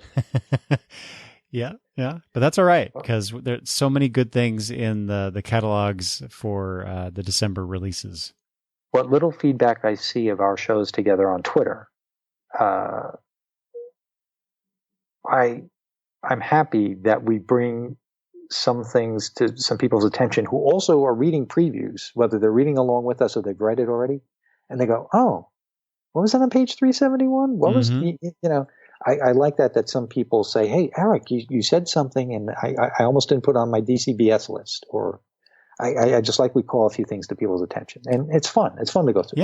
Yeah. Well, the same on the other side of the fence, so to speak, because I also listen to other podcasts. Comic Geek speak primarily for their previews episode, and they constantly remind me or educate me on things that I missed or overlooked in the previous catalog, even though I do the same thing that they're doing with you. And we can't buy all 3,023 items. No. Because we don't have 85,000 some odd dollars to spend on it. Was it last month like 56,000 or something? Well, I mean, this month is $85,012.21. Right. It's like another 30 grand more for this month. Well, it is the holidays. Yeah, that's true. Very true. And not to toot our own horn, and I'm tooting your horn more than mine, advertising your show, but one of the things we do is A, we're on for 8 or 9 hours talking about this book, and then B, a lot of these shows that do it, while they do it very well, you could almost to a T figure out what they would have spotlighted after reading the book yourself because you've listened to the show so many times. Whereas our show, I think this extra time gives that extra spotlight to parts of the book that people ignore. And that's true. And I think, and I'm not calling out Comic Geek speak, I think all the preview shows tend to ignore certain areas of the book that you and I do go over with a fine-toothed comb, even if just in jest to say, hey, there's a version of Giant Size X-Men #1 for the umpteenth time. So I think we do that, and hey, we're good to fall asleep by. What can I tell you? And on that note, We're white noise. Yeah. Place your orders with your favorite comic book shop, folks. So, thank you, George, for joining me once again. No, thank you. I have fun doing this all the time. And I love this book. I look forward to reading this stupid catalog every month. I do too. Yeah. Yeah. I mean, I just drool over a lot of things. We can't afford them all. We can't fit them all into our homes until we win the lottery, of course. Right. And it's just so much fun. There's so much out there. Mm-hmm. An embarrassment of riches, as they say. Yeah, and nobody can say that there isn't a lot of stuff out there, and there's something for everybody. All right. Well, I think, George, we should get out of here. I got to go check on my not so feeling great dog that I had to take to the vet this morning. Yeah. It's late for you. I've been up since 4:30 today, so I need to go to bed soon. Yep. So let's get out of here then, and close the book as it were on the previews catalog. Yes. Until next month. The only show that takes more notes than the actual thing that they're reading. That's right. We try not to do that though. Anyway, George, remind the fine folks out there where they can get a hold of you in case they would like to converse with you about the things that you talked about on this episode of Previews. The Twitter handle where I am most often is George and Tony. I still kept that after all this time, although we're coming to 1 year since the last episode dropped at the end of November. And if you want to get me on Facebook, because 280 characters aren't enough, I'm at George and Tony Entertainment, although I will admit I don't check it very often. So if you have read some of the stuff that Eric and I talked about or asked for feedback on, and you want to get an immediate response, get me on Twitter at George and Tony. Right. Oh, and if you're interested in checking the old archives, georgeandtony.libsyn.com. Yeah, go check it out, folks. Even though George is no longer producing the show, new episodes for the show, there's still a lot of great content that is not dependent upon stuff that's published month in and month out like my show. Lots of evergreen stuff, as they say. Mm-hmm. And not only comics. So if you have some other interests in the pop culture world, check it out. Yep. If you want to hear Eric, he's there too. A few times, yeah. If you'd like to send me feedback about things, or you have questions, or just complaints, I don't care. I'm all good for any of that kind of stuff. You can always email me at longboxreview@gmail.com. You can converse with me on Twitter at longboxreview, or just head over to longboxreview.com, where you can find everything about the show and other stuff I've posted there, but you can leave comments there as well. And with that, George, good night, and we will talk to you soon. Bye-bye.